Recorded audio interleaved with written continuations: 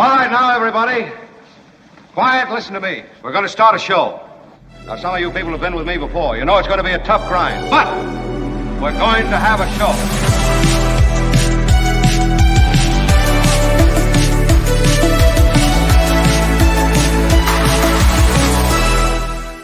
And greetings all. There's nothing like a smattering of recorded applause to start a Friday. Great to have everybody here. And when I say everybody, I'm talking about Albert. Albert, thank you. Kim is MIA. Albert, what could this mean? Kim, how are you? I don't. She wanted to end with the end of summer meetup. That was now you think the meetup was her big finish, and now she's done with us? It's all there, black and white, clear as crystal. Maybe it is. Maybe it really is. You know, breaking up is hard. Sometimes you just don't show, and then it's better that way, you know. That was what we were secretly celebrating last night. It was a going-away party for Kim, Yeah. you're saying? Wow, That's really something. I would have gotten her a gift or I'm sure something. she'll text me at some point. Nothing. Yeah, anyway. I'll let you know where she is. Yeah, we'll figure it out. She'll be along. She's got a lot going on. She's a mother and, mother, a show host, and news person. She's got a lot going on. We've got a lot going on today. You got the big Harris Wall sit down. Oh, it was wondrous. I have some thoughts, and I'm sure you do too, so let's get started. I'll tell you that we have Michael Shure joining beginning of the next hour, and we also have Friday Fabulous Florida, as we do on Fridays. Does this look weird? I don't know, man. I am so grateful to everybody who joined us for the meetup. Let me quickly just say we had a really cool both group of people. Many of them had been to prior meetups, and some of them had never been to a meetup before. And more to the point, we had a bunch of people filter in who are regulars and well-known folks to KGO listeners. I'm talking about Pat Thurston, who was there. David Katz came on board.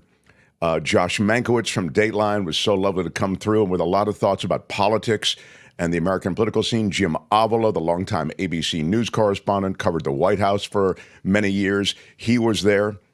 And I know I'm leaving people out. Michael Snyder, of course, went through, and we had a lot of regulars there. And we had a terrific, Wes was, sorry if I was a little drunky last night. Wes was there. I didn't notice that he was drunky. Big shout out. Big shout out. Thank you for your I'd be willing to bet my lunch that there's alcohol involved. It's 3 hours later, he says, on the East Coast, and I took Friday off, so he was able to hit a little bit of the buzz. I didn't notice it, and we loved having you beam in from Florida. We had also from Vietnam, we had somebody beam in, which is really cool, and we had, I want to say, Chicago, Florida, and Vietnam were the... All swing states. Yeah. And Kim is now here. It's Kim, how are you? Yeah, well, normally, of course, if this were a classroom, we'd make her stand up and explain to the class why she's late. We did hold the start of the class because we figured she'd be along any minute, and then when she didn't show, we just had to start the show. But I did offer an excuse on your behalf, Kim. I want you to know that. I said that you're a mom, you're a show host, you're a news person, you got a lot of stuff going on. So it was wrong, it was stupid, and I'm trying to be a better person. I didn't say that, but I'm glad that somebody did, and I'm guessing that's Albert. Now, and Audrey, how about a big shout out $20 super chat? Happy Friday, friends. I'm so sorry I was not able to attend last evening. One of my closest friends,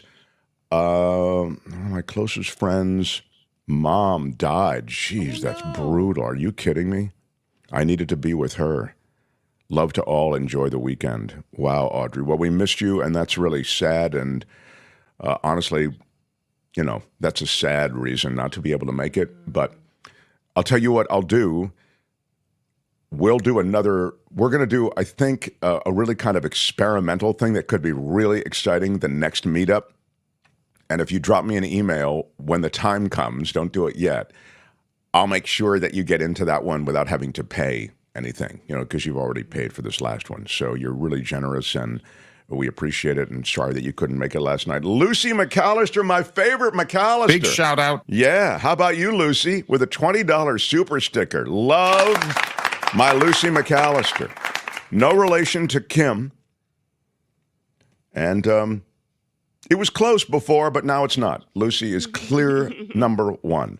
Romania Animal Rescue also saying hello to us on this Friday. Good day from a Livermore joyous warrior.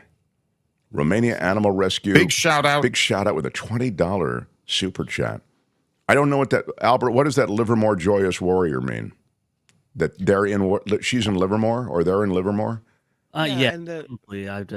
I could do a quick Google search if I could find anything. Yeah, like maybe Warrior is. I'm always thinking sports, like it's a sports team or something. Kamala Harris is we're joyous warrior that way. Yeah. I see. Thank you, Kim. Well done. See, I mean, a lot of people were saying before you got here, Kim, that because you weren't here right now, that we could do the show every day without you. And I said, no. Kim adds value. Kim, how are you? Kim adds, and that was just an example of Kim adding value right away in the first 10 minutes of the show. So how dare anybody suggest that we would continue without my darling Kim. Trevor Starr in Hollywood, 10:10. Mark, so sorry I couldn't make it last night. I hope it wasn't very eventful, so I didn't miss anything. I'll definitely be there next time. Trevor Starr, big shout out again. Big shout out. Thank you. Yeah, we missed you, Trevor. We missed you and your drops. But we had a great meetup. It was really terrific. People seem to really enjoy it. So those who made it, thank you for being there. Those who couldn't make it, or those who, were thinking about it, whatever, there'll be another, and you'll make the next one. A lot to do on the show today. Let's go over a little bit of the Harris interview. There was we'll get to Michael Shure in the second hour, and he's the one who told me about this tragic accident in New Jersey. I'll get that, Albert. We'll kind of go over that. It's two young athletes lost their lives. I'll get to that in the second hour. Kind of just looking ahead and seeing that's sort of the grim part of what we have to get to. I'll tell you something really cool that's happened, Albert. You'll appreciate this as the commissioner of sports on this show. They made a deal, a big, fat, rich deal for 49ers wide receiver Brandon Ayuk. Ayuk is a homegrown star, and he got a big contract. And Ayuk's a big part of their offense, isn't he, Commish? Huge, because at this point of the season, if you don't have that kind of caliber player and you trade him away, you kind of have a huge hole in your roster. And for a team that's contending for probably another Super Bowl this year, there's two pieces that needed to fall: him re-signing, and then or him getting a new contract, and also Trent Williams, who's the left tackle. The left tackle is the blind side. If you watch the movie, they protect the backside of the quarterback, which is probably the most important person in that line. So Ayuk signing's great, but we need the other guy to come back if we want to contend. And they're having a late start into the season. They're barely playing and practicing with the team again. Right, so right. It's one reason probably Ayuk could hang out, because it was like, hey, dude, why sign? There's no hurry. Nobody else, you're not playing Kittle, I guess. I don't think Kittle played, right? Did he play in any preseason? He played in a little bit in the last preseason game, but it's just, you need to get those game reps. And usually these players who hold out, it takes them 4 or 5 weeks to get really ramping up. So bad idea. But anyway, it's great that Ayuk is on board. And as Albert says, and there are a lot of Niners fans who are part of our audience. Hopefully this is like one more piece in the puzzle that's now done. The 49ers need to win a Super Bowl soon, says Randy. The window is closing as Purdy's rookie contract expires in the next year or so, and he's going to get big money when that happens. Randy is correct. It's wild to watch this guy who's lit up the NFL light it up for such cheap money. I mean, he is working under a rookie contract. Commish, can you give us 30 seconds on how that works? Yeah, you sign a guy. Go ahead. Yeah, during the rookie contract, even if you're drafted in the first round, your contract salary is pretty low, so that allows you to spend that extra money, especially if they're really good rookies and impactful on your team. You could use that money to get impactful positions elsewhere, but then you get stuck like with these other quarterbacks who are horrible, but they still have to get paid on other teams, and then kind of just you don't have as much depth. So Mars. I can never figure out Mars on our chat. Like, I can't figure out if he's sometimes he'll say stuff that seems supportive, and sometimes he'll say stuff that's a pot stirring. Maybe that's, a well-balanced kind of thing. Anyway, on this, he says, Ayuk, who we're talking about, the wide receiver, just signed this big deal. Only had 4 catches a game last season. $30 million a year for 4 catches, Mars says? Bad deal. Well, let me just say this. 4 catches a game is good. I consider 4 catches a game a really how many catches do you want him to have? I mean, there are other people on the team, and it's the quality of the catches and the situational aspects of the catches that matter too. Don't you agree with some of that, Kamish? I agree, and he had a lot of huge plays last season, which is and he blocks, and there's just a lot of mouths to feed on the Niners. You're not going to have a stat stuffer on a bad team like with any of our players. Everyone's going to contribute. There's a lot of mouths to feed, and I'm also not too big on Ayuk, because if he left for another team, I don't think he's as good as he is on the Niners. So I see. That's a really great point, that their offensive configuration really favors the kind of player that Ayuk is. I saw Eric saying that no teams won a Super Bowl with a top 25 wide receiver. Ashley Petrus, again, one of the great names of anyone who is a supporter of our show. Ashley, love the show. Always love the show. She says $50 super chat. Big shout out. Wow, So that nice. is so cool. I'm not gonna cry. I'm not gonna cry. I'm not going to, but it's hard not to. I'm not gonna cry. I'm not gonna cry. Colin Courtney says, listening from Perth, Australia, Mark and the team rock. Vote blue. How about it for Colin? Big shout out. Big shout out. 99 in Australian. I wonder how much that is in US. Oh, that's right. It's Australian $7.99. Yeah. That's wild. All the way from Australia. The commish is doing the computation now. I'm guessing it's about $5, something like that. Yeah, Am I wrong? $5.40. Thank you. All right, very good. It's beautiful all right. right along the water. It's just it literally is a beach town. It's beautiful. So great. So cool that you're listening to us down there. And they talk like that. They don't finish at the end of the sentences. Yeah, right. And the Brits, they finish every word. They speak and they finish each and every word. At least that's one British way of speaking. And they add the U's to the O words. Like that's color, true when you're writing, color. yeah. But the Aussies is my point. They just drop off the end of the word, and you don't even hear the end of the words. It's really great. It's kind of who they are. They're kind of laid back. You know what I mean? Why finish the word? We've got other stuff to do. We're going to the beach. But very cool. Thank you for that and for listening from Australia. Louise, thoughts and prayers to family of Johnny Gaudreau. Yeah, this is the NHL star. Johnny and his brother killed by a drunk driver. I'll give you that story in a moment. Matthew, on the eve of his brother's name is Matthew, and their sister was going to be married, and they were both in the wedding, of course. It's so sad that we will get to it, but Luis is right. We should get to it, and we should recognize it. I mean, he obviously a hockey player, a real star hockey player, and the commission will have some thoughts on him again. He shared a couple already, but big shout out to Luis. Thank you for that. All right, we got to get going on some The Mark Thompson Show. This show is a show that was born in San Francisco on a radio station called KGO, which is a big talk radio station. We did a lot of politics and news, but a lot of other stuff too. It wasn't always politics and news, which is why when you watch this show, we'll be getting other segments on that don't have a pure connection to politics or, breaking news stories. That said, underpinning the show is questions about politics, discussions around politics and news and the future of our country and various international events, just to give you a perspective and a framework for what we do. So obviously a huge event interview was the CNN interview with Harris and Walz. The sit down I thought was okay. I thought it was neither terrific, but I thought it wasn't bad. I thought Kamala Harris did something very well, and then we'll share a little bit with you in terms of a look back at it, and you'll hear a little bit of what she said. But one of the things that you need to do as a politician, and this is just a fact, and it may be a sad fact, but it's a fact nonetheless, you need to answer a question without really answering a question in sometimes specific ways.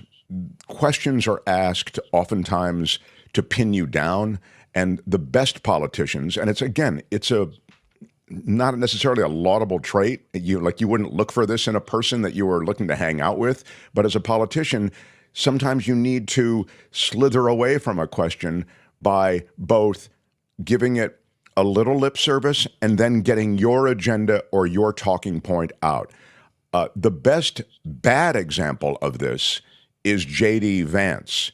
J.D. Vance and a lot of GOP, when they're called upon to explain Donald Trump's hateful tweets or whatever, they'll say something like, well, you know, I'm not surprised that you in the mainstream media would concentrate on hateful tweets when the real thing you should be concentrating on is inflation and the border, and then they go right off onto that, okay? That's like a magician doing a sleight of hand trick really slowly to show you the sleight of hand. I mean, it's so clunky, it's so obvious, it's so poorly done that, but that's the rhetorical stagecraft of politicians. She did it well last night, I thought. She both addressed the question, and we'll get to, as I say, clips from the interview and you'll see, but I'm just giving you a quick thought. And then she got on to agenda.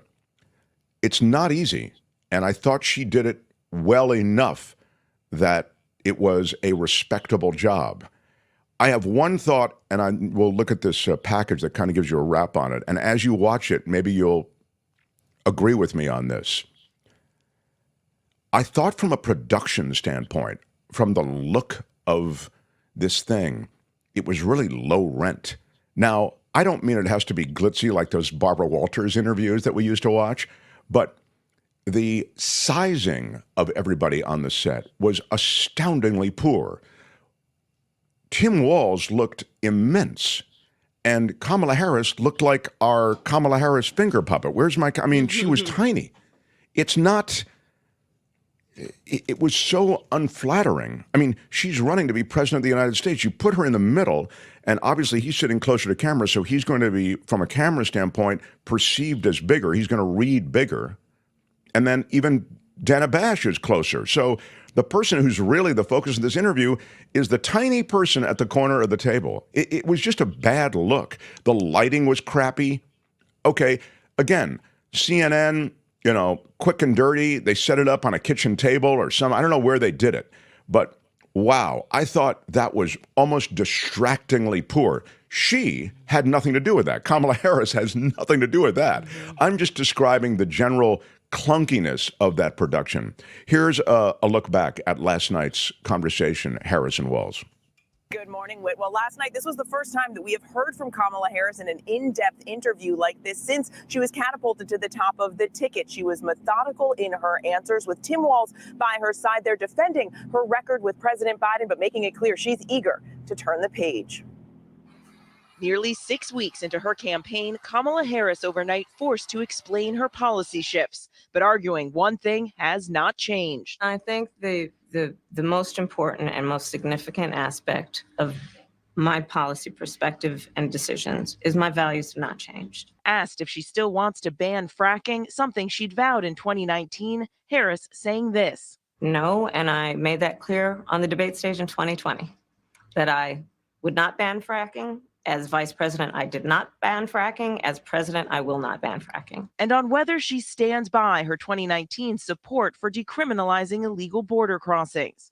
I believe there should be consequence. We have laws that have to be followed and enforced. And let's be clear, in this race, I'm the only person who has prosecuted transnational criminal organizations who traffic in guns, drugs, and human beings. I'm the only person in this race who actually served a border state as Attorney General to enforce our laws. And I would enforce our laws as president going forward. I recognize the problem. Running mate Tim Walz forced to explain what the Trump campaign has criticized as his misleading statements about his military service and his family's struggle with infertility. I think people know who I am. They know that record. They've seen that. I've taught thousands of students. I've been out there. And I won't apologize for speaking passionately, whether it's guns in schools or protecting of reproductive rights. And for the first time, Harris recalling that surprise Sunday morning phone call from the president, informing her he was dropping out of the race. My family was staying with us, and including my baby nieces. And we had just had pancakes, and we were sitting down to do a puzzle. And the phone rang, and it was Joe Biden. I asked him, "Are you sure?" And he said, "Yes." And that's how I learned about it. Asked if he offered his endorsement then, or if she asked for it. Harris saying only, he was very clear that he was going to support me. Now, 40 days later, Harris is surging in the polls, narrowly leading Donald Trump nationally. Asked what she would do on day one, Harris light on specifics.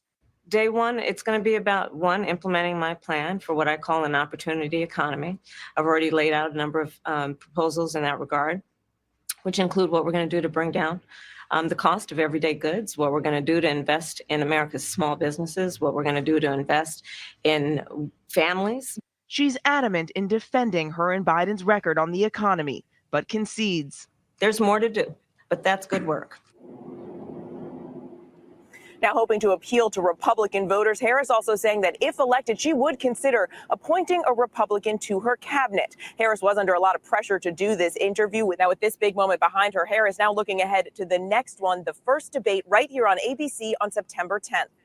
And Harris made clear not only is this going to be the first time that she faces off with Donald Trump, it's going to be the first time they've ever actually met. She was asked, though, about his attacks on her race and identity, and Harris saying bluntly, same old tired playbook. Next question, please. It's clear she does not want to dwell on her race and gender in this historic moment. But of course, the history of this not lost on her either. Harris saying, I am running because I believe that I'm the best person to do this job at this moment for all Americans, regardless of race and gender, Rebecca. Yeah, so I actually thought that was one of her better moments there, where she just brushed off the race question. America doesn't want to hear about racism. Clearly, they've either polled that or otherwise, beta tested it. They've focus grouped it, and they realized that, I don't know that you needed to, but that question, you just need to never engage. She didn't rise to the bait of those kinds of questions. Now, quickly, I see Viewfinder's president says, where might they seat Mark at this event? They really don't know who to invite if they can't get the seating arrangement correct. I don't know what that means. But I think what you're saying is kind of what was said before, that I think Mo Direct said it actually. It was kind of a rough and tumble interview done on the road, so that I was commenting on the fact that I felt from a pure camera standpoint, you couldn't tell there because you saw just close-ups of Kamala Harris, but frequently they went to a 3-shot or even a 2-shot with Walz and Harris, and Walz was big. He's a bigger guy, and Harris was tiny, and she's not. I understand she's 5'4". She's not like the size of a free sample or something, and she looked super tiny. So I thought that just was a bad look, but she has no control over that. I saw something else here on her changing positions. Mark, would you shift your position on the environment and animal rights? No, you would not. That's from Champagne Wishes. I would say this, though, Champagne, on my position, I'll give you an example on animal rights. When I first really decided this is wrong, I mean, the treatment of animals is so heinous, it's so torturous, it's so obscene and grotesque that I could no longer be part of it. And more to the point, I needed to be a representative to try to bring light to that situation so others would decide not to be part of it. So maybe from a policy standpoint, there could be changes. That's where I was. I was evangelical about it at the beginning, okay? I'm still a slice of that, but I pick my spots more carefully. And this goes to the policy position part, which is why I'm giving you a little setup. I'm happier now with incremental progress than I was at the beginning. My goal at the beginning was to turn Kim McAllister vegan or whatever it would be. You know what I mean? It would be that kind of thing. I was like almost a jihadist about it. Now I would say, hey, if you can be vegan 1 day a week, I think that's progress. So when you say shift your position, that is a shift in my position. My essential desire and values haven't changed, but the way I want to get to the finish line has changed. So now to Kamala Harris. I didn't find her answer on fracking to be so awful. I understand. She's a politician.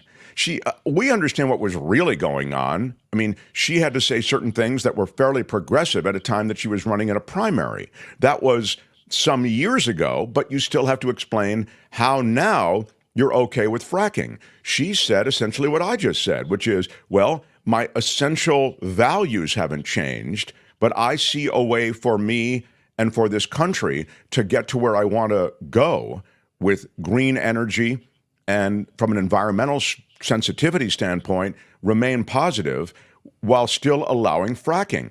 So again, you could say that's a slippery politician's answer, maybe, but it does track. And I've just answered, in my case, how it's consistent with kind of the way I am and with maybe the way many of us are. So that's the way I would handle that answer. There was something else here from... Anyway, if you see anything else I need to respond to, Albert, please let me know. But I thought, again, I thought she was fine. Again, there was so much emphasis on this thing, but I don't know that it deserved that kind of emphasis. Brian says, and Brian was great in the meetup last night. Loved the meetup last night. Good vibes all around. Bless you all for keeping us all together. KGO's disappearance does not hurt so much with you in our lives. Oh, that's nice. Yes, Ayuk, Brock's favorite receiver, right, will be with the Niners again. And that is, what is it, an $18 super chat. Love that. Big shout out. Big shout out. Yeah. Trevor Starr in Hollywood again. Big shout out. It is 10-10. Mark, Adam Mockler, the great, I got to try, I can read these over here maybe, Albert. Adam Mockler, the great Gen Z correspondent from Midas Touch, would be a great guest on your show. I told him all about you and suggested he reach out to you for an appearance. He said he would. Great, I'll have him on. You know, I love the Midas Touch people. We have Anthony on regularly. And I think it would be really cool. You want me to take a troll? Somebody, you want me to take the mayor of Trollville? Please. Okay. The mayor of Trollville is Chris. What's Kamala? By the way, Chris, you've been blocked by so many people in our chat that this may be the only way they see your comments. I still see them. You know, I don't block. I'm not a big blocker of people, but I don't mind incoming fire. Don't mind it at all. But sometimes Chris can get a little out of line, and people are like sick of it. So anyway, Chris, more to the point, the mayor of Trollville is Chris. What's Kamala been doing the last 45 months? I don't know what that means. Are you suggesting that? Let me tell you honestly what every vice president does. Almost nothing, okay? It is almost a ceremonial post. That said, there are responsibilities that were directed toward Kamala Harris, and she did discharge those responsibilities. I don't think she's a slacker at all. She went to Latin America. I do think that is the biggest uphill climb you can imagine, is this immigration problem, and somehow trying to stem the tide of immigration by going to Latin America with an infusion of American dollars, which is the way we do it, and try to build up industry, business opportunities, and other, frankly, ways in which people can be induced to remain in those countries as opposed to coming to America. That's the way strategies about immigration have always existed for the last 10 years, 15 years, through Obama, et cetera. So she did that. I don't fault her for that. Oh, she didn't solve the immigration problem. That A, wasn't her job, and B, you can see how completely difficult this immigration problem is because it's multifaceted. People come here and try to get into America in many different ways and for many different reasons. Nobody cared what the vice president did till a black woman got the job, says Quesadilla 79. I think people care about what the vice president did when they're running for president. I don't think it has anything to do with race. When they're running for president, then you tag them with, well, what did they do? Look in the last administration. That's when you hit them. But come on, man. Nobody looks at the Trump administration going, Mike Pence, did so much when it came to fill in the blank. Mike Pence didn't do anything except sort of nod knowingly and supportively as Trump just went through press conferences like a wrecking ball. Katie Lynch, Ron Owens always says that the VP is a good gig. You get your own place and it looks good on a business card. That sounds like a Ron Owens thing. That's great, Katie. Yeah, I mean, now, of course, they're trying to tag essentially everything that was going on with the Biden administration that feel might be a problem with Kamala Harris as though she was in there crafting policy. She, for her part, has a tough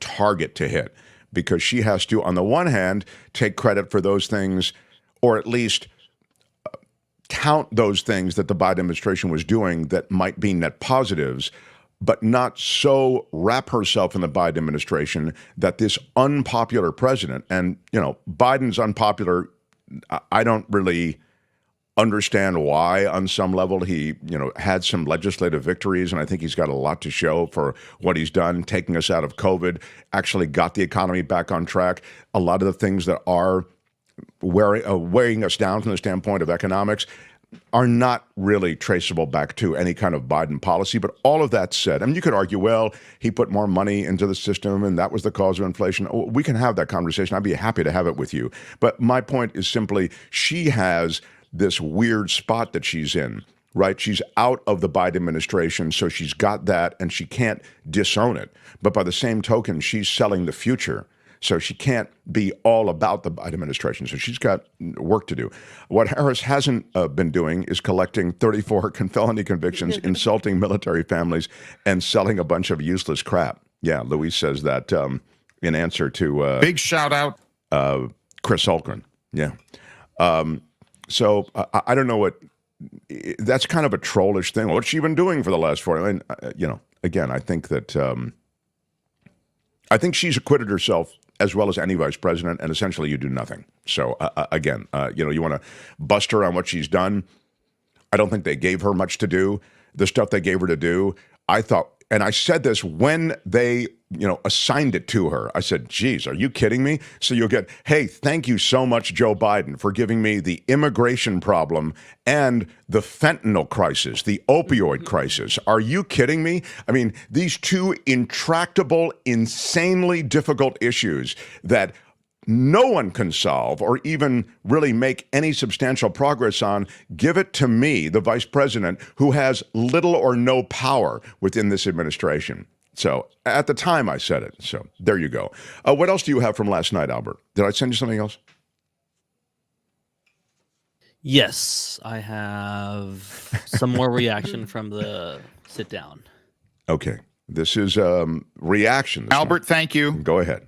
President was asked about day one of her presidency and was Let's stop this for a second. This is the new favorite question that is asked by the press. Position. Albert, please stop it.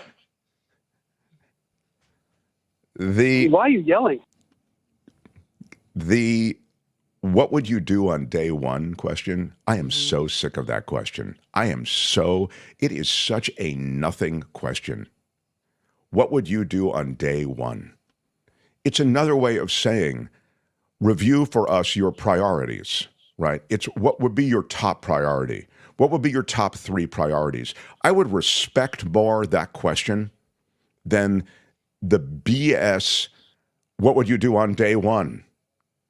Because that was a rhetorical trick used by a politician. And on day one, I'm going to see to it that we roll back, fill in the blank.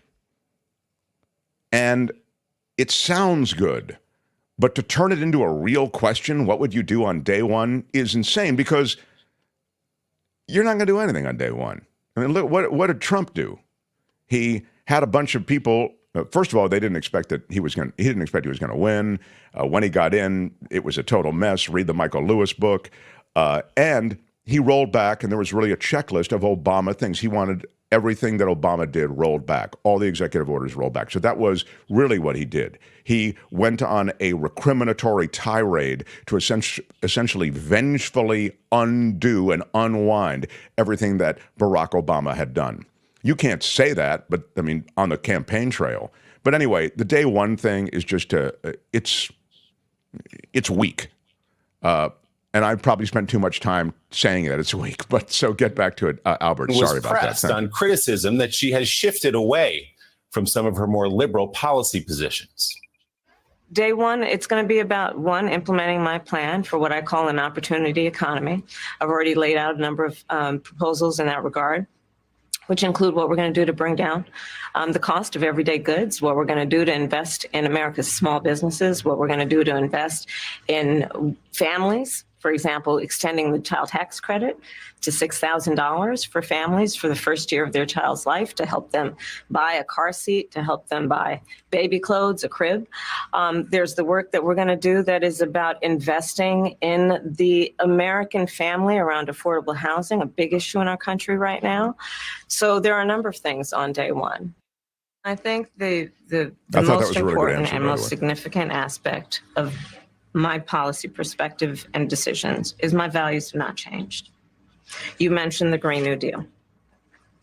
I have always believed, and I have worked on it, that the climate crisis is real, that it is an urgent matter to which we should apply metrics that include holding ourselves to deadlines around time.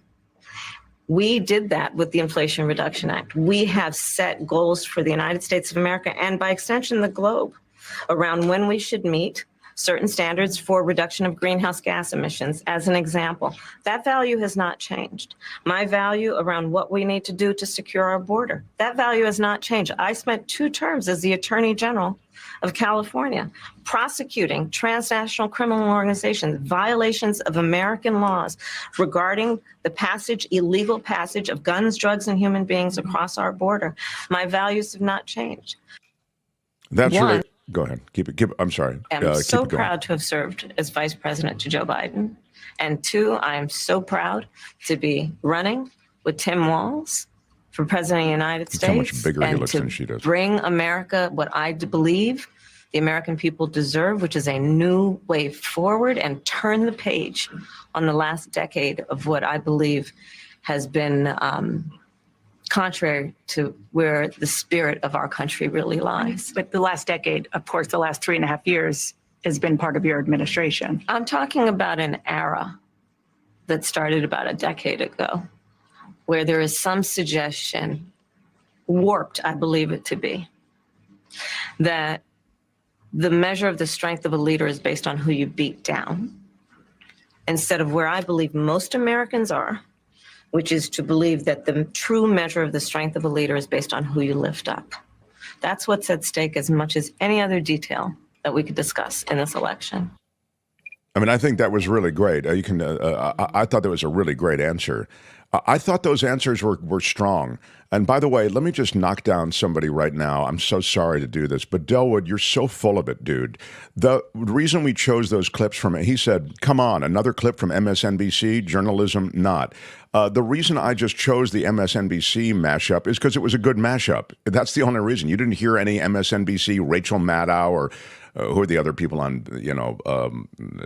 Lawrence O'Donnell or whatever. That was just a mashup. So please, dude, get off my back on that. It was a simple mashup. It's hard enough for us to pull together clips that we feel are some way representative and significant. And I thought those were good clips from that interview, and that's why Albert pulled them. On the answers she gave, I thought those were all strong. She even touched on the sort of brutal bullying that we see that Donald Trump does online. And for those who, I mean, look what they did to the Walz kid. That was insane. I mean, everybody treats the Trump kid completely hands off, right? No one wants to make, even when people made fun of Don Jr. and Eric, and they're grown adults in their 40s. They go, oh, how can you make fun of the vice president's kid? The vice president's kid is serving as an advisor in the White House. Mm-hmm. But these guys actually went after Walz's child, who still isn't even 18 years old, and as you know, has some challenges that emotionally make things more complicated. In any case, I'm glad she sort of touched on that. On day one, what would you do? Mountain bike fan said, I would say I'd pick out the new carpet and drapes. Right, exactly. You're busy on. Dana Bash seemed like a right-leaning interviewer with the types of questions she asked, says Liz. It's funny. If you go to the ecosphere of the right, they felt that she was too mellow with them. So, it's all the perspective that you bring to the situation. Heather says, what would I do on day one? Slog through 4 hours of required onboard training and set up my new laptop. Exactly.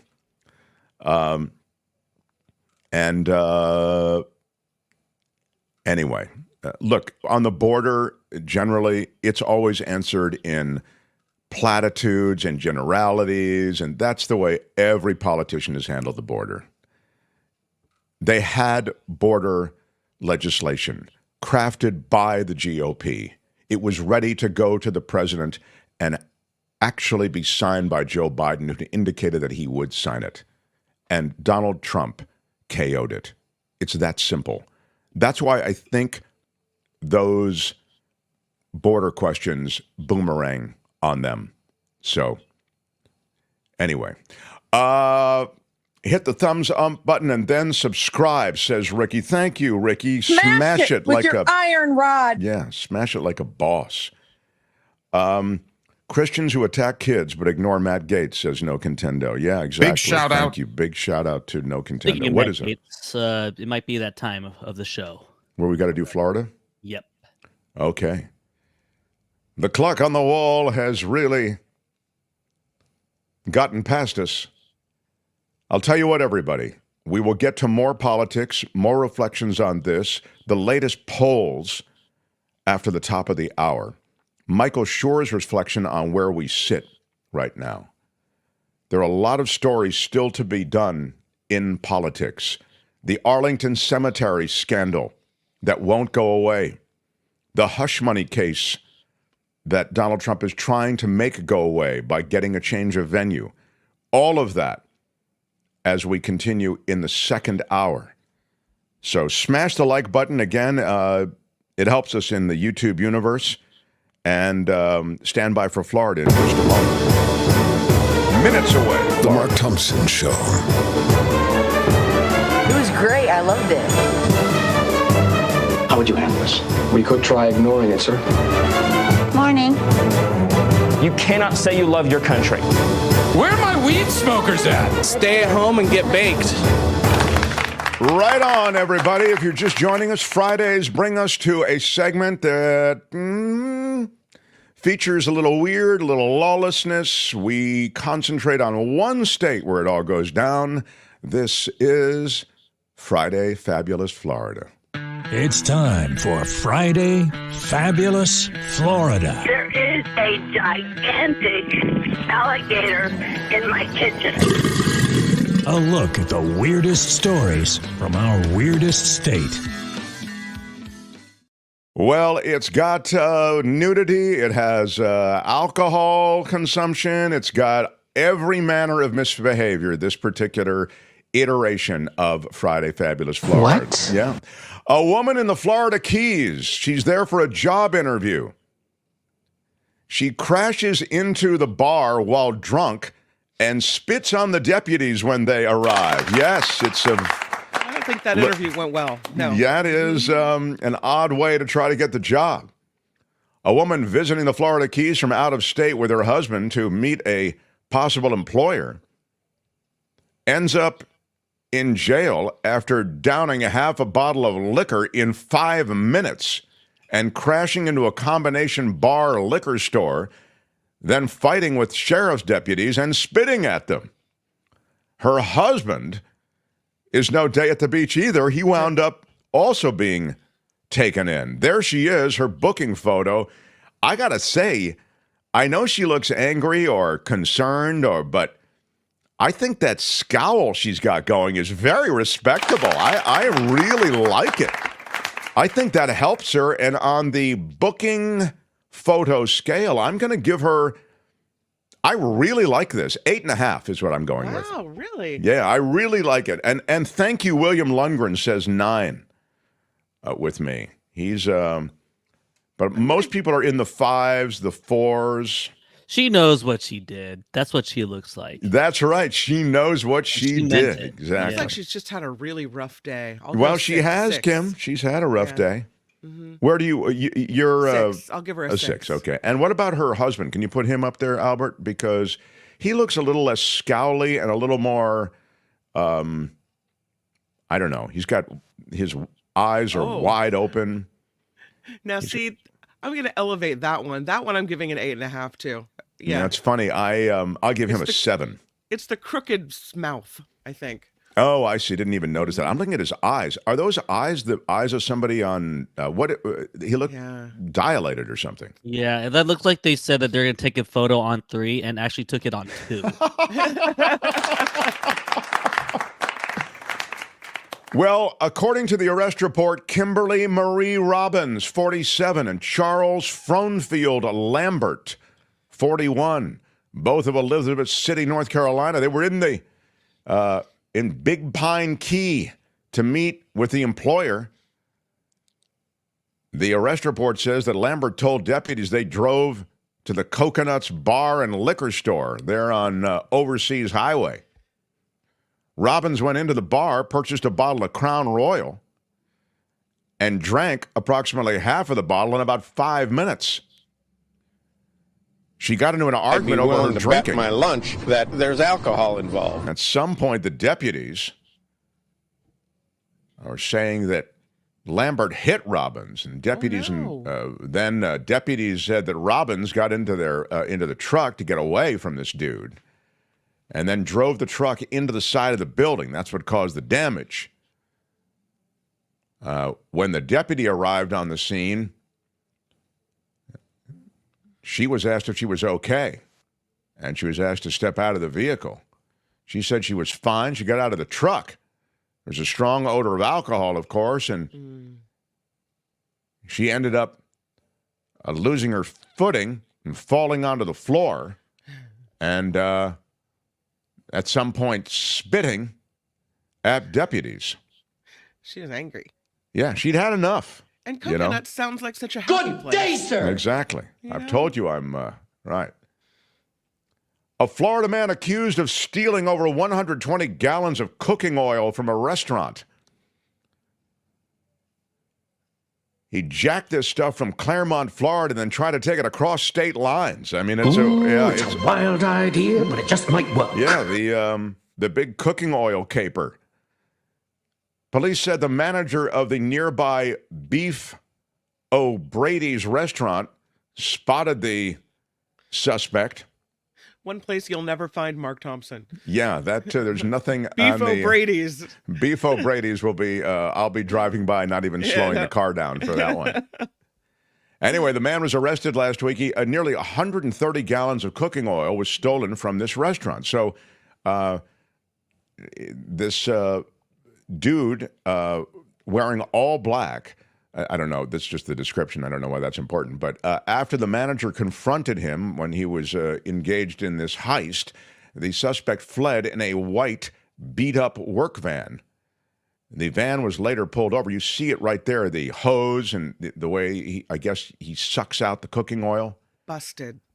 The van was outfitted with this equipment that made it appear as though it could be part of a criminal enterprise, according to cops.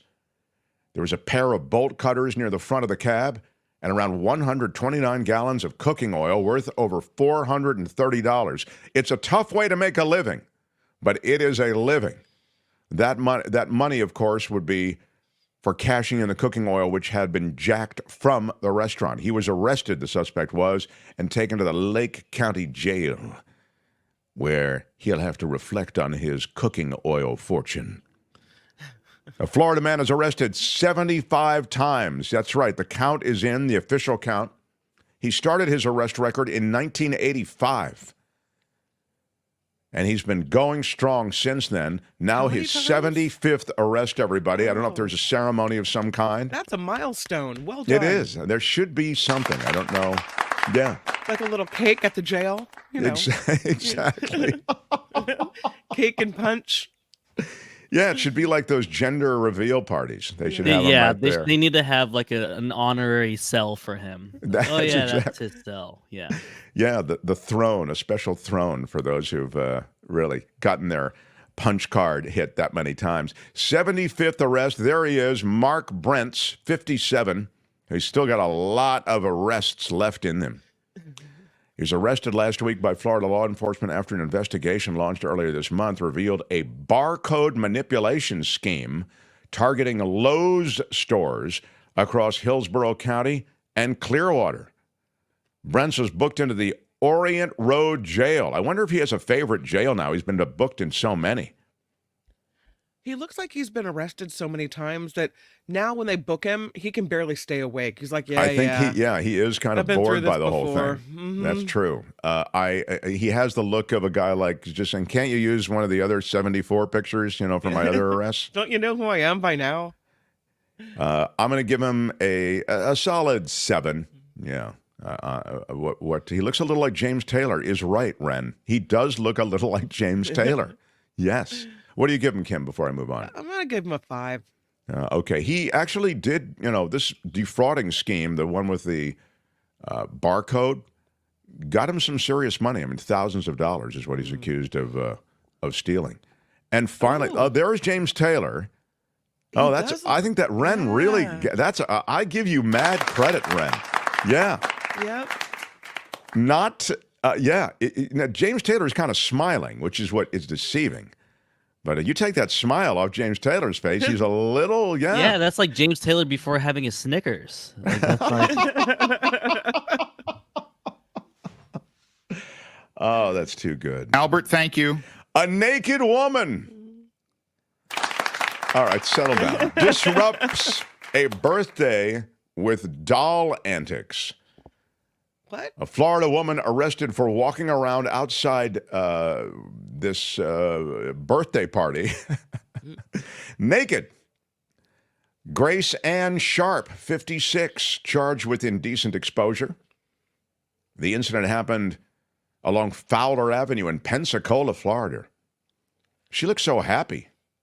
Her neighbor was having a birthday party, apparently, and the report states that the neighbor says that around 7 o'clock, she walked up naked to the chain link fence that separates the two properties. She was reportedly waving around plastic doll legs, like from a plastic doll, and then rubbed the item on her private areas. Oh. Yeah, I figured when she showed up naked, nothing good was going to happen. It looks like they put her in one of those vests you wear at the dentist office, that lead vest. Oh, yes. I don't know what She looks very happy, though. I'm going to give her an 8. What would you say? I'll also give her an 8. I think whatever she was rubbing on seems to have, lifted her spirits. It's interesting. You think the two are linked, her disposition and the rubbing. Interesting. Tom Malloy, thank you for the $2 super sticker.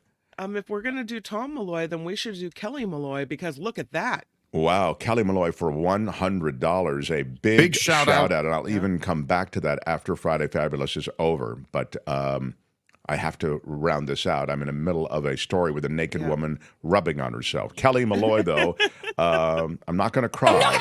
I'm not going to cry. But that is a substantial donation to the show that needs it. So thank you.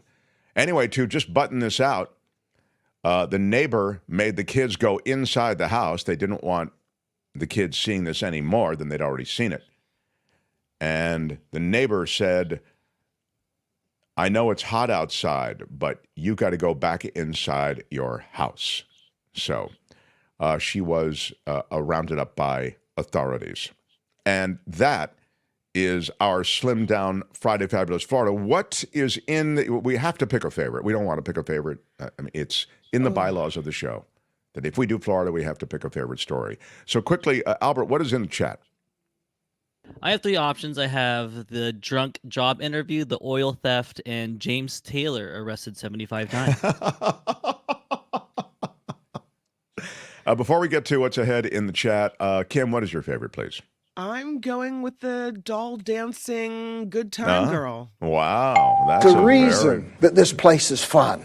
Man, that is some I wouldn't have predicted that, you know. But it's well, there are no pull up gators. your pants, my man. Pull up those pants. Yeah, the nudity. So, yeah. Nudity gets it done. Albert, what's your favorite? I gotta go for the guy. It's very straightforward. 75 times arrested. It was probably the most straightforward headline I've seen from Florida, because usually they put so many details. There's a knife, a machete, and they were naked and all this stuff. Nope, this guy has just been arrested 75 times since 1985. I was fortunate. Everyone I worked with made me better at my job. Yes, his job was to be arrested, and he's good at it 75 times. Bonus points for the comparison, too. Very good. Very yes, strong. the James Taylor thing, that was Ren. That was just, I thought, genius. I'm ruling out cooking oil. I'm ruling out naked woman. Guess that leaves me with the job interview crashing into the place where,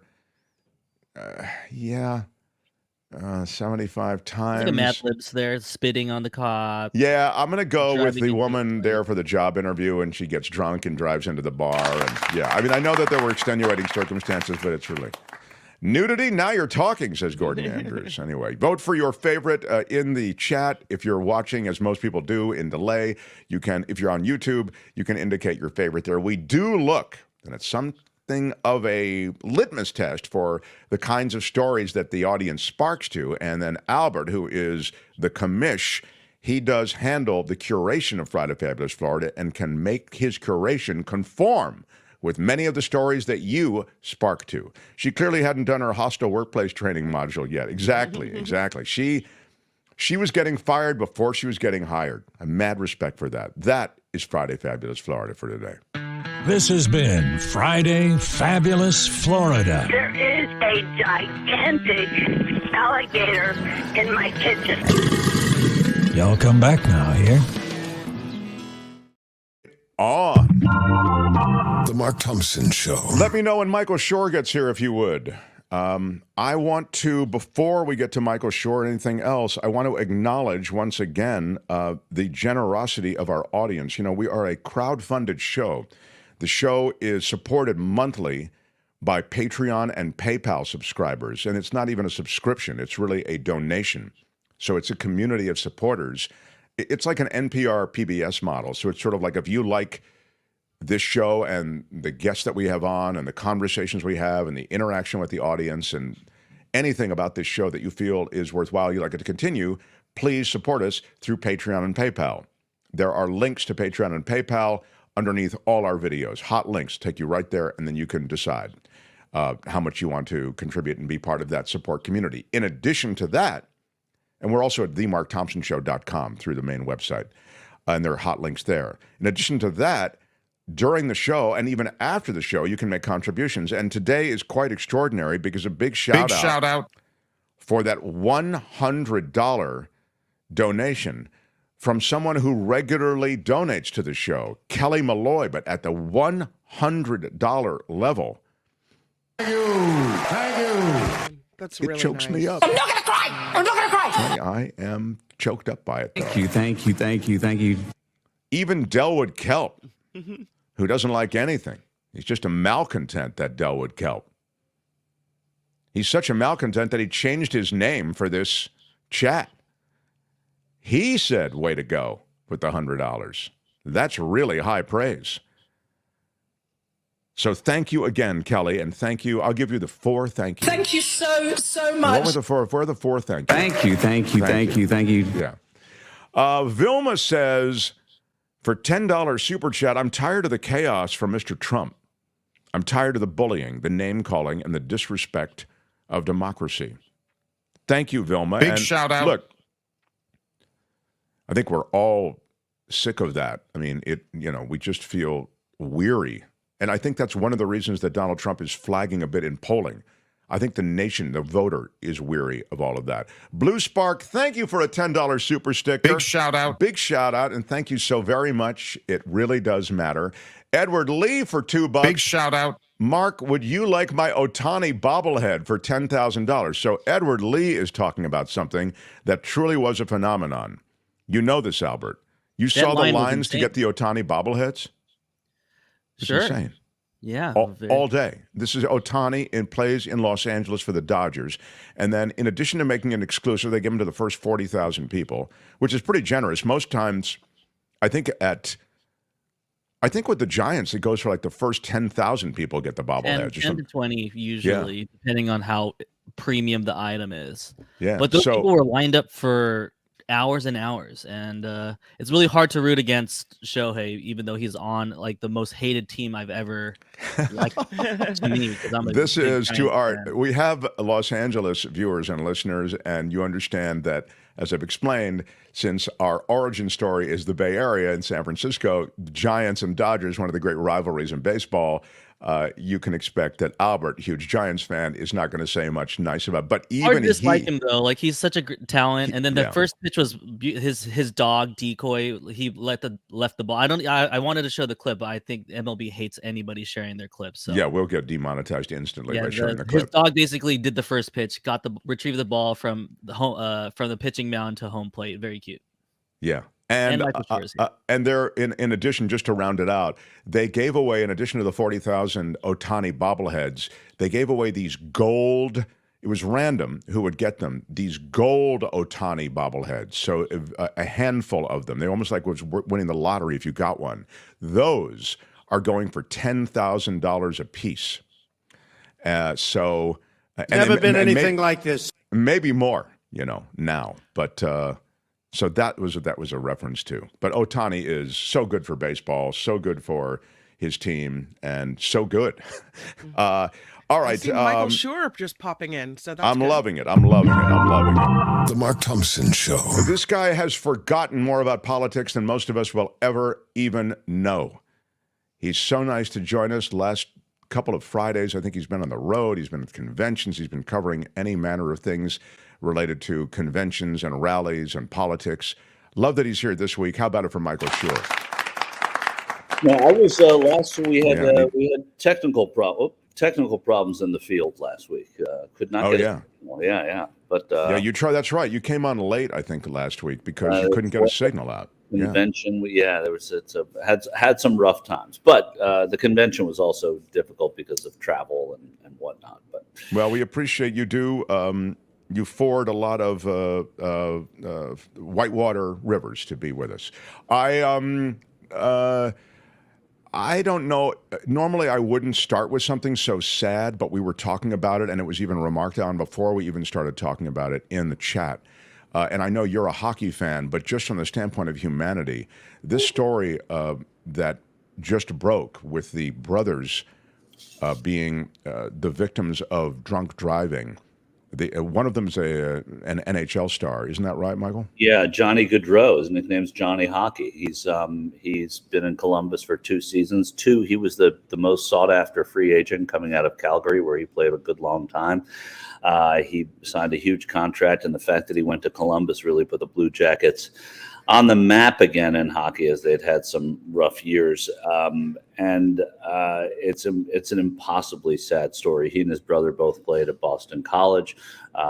They were in there. He's a native of New Jersey and South Jersey, and he was everyone was in town because his sister was getting married in Philadelphia today, and it is such an impossibly sad story. I mean, forgetting the hockey and the Blue Jackets and all of that, he was by all accounts a really good guy, and not just I was listening to NHL radio earlier where they one of the people said, look, we the thing is to not speak ill of the dead, but we're not going to glorify somebody if they weren't great. Johnny was just always great, and everybody loved him.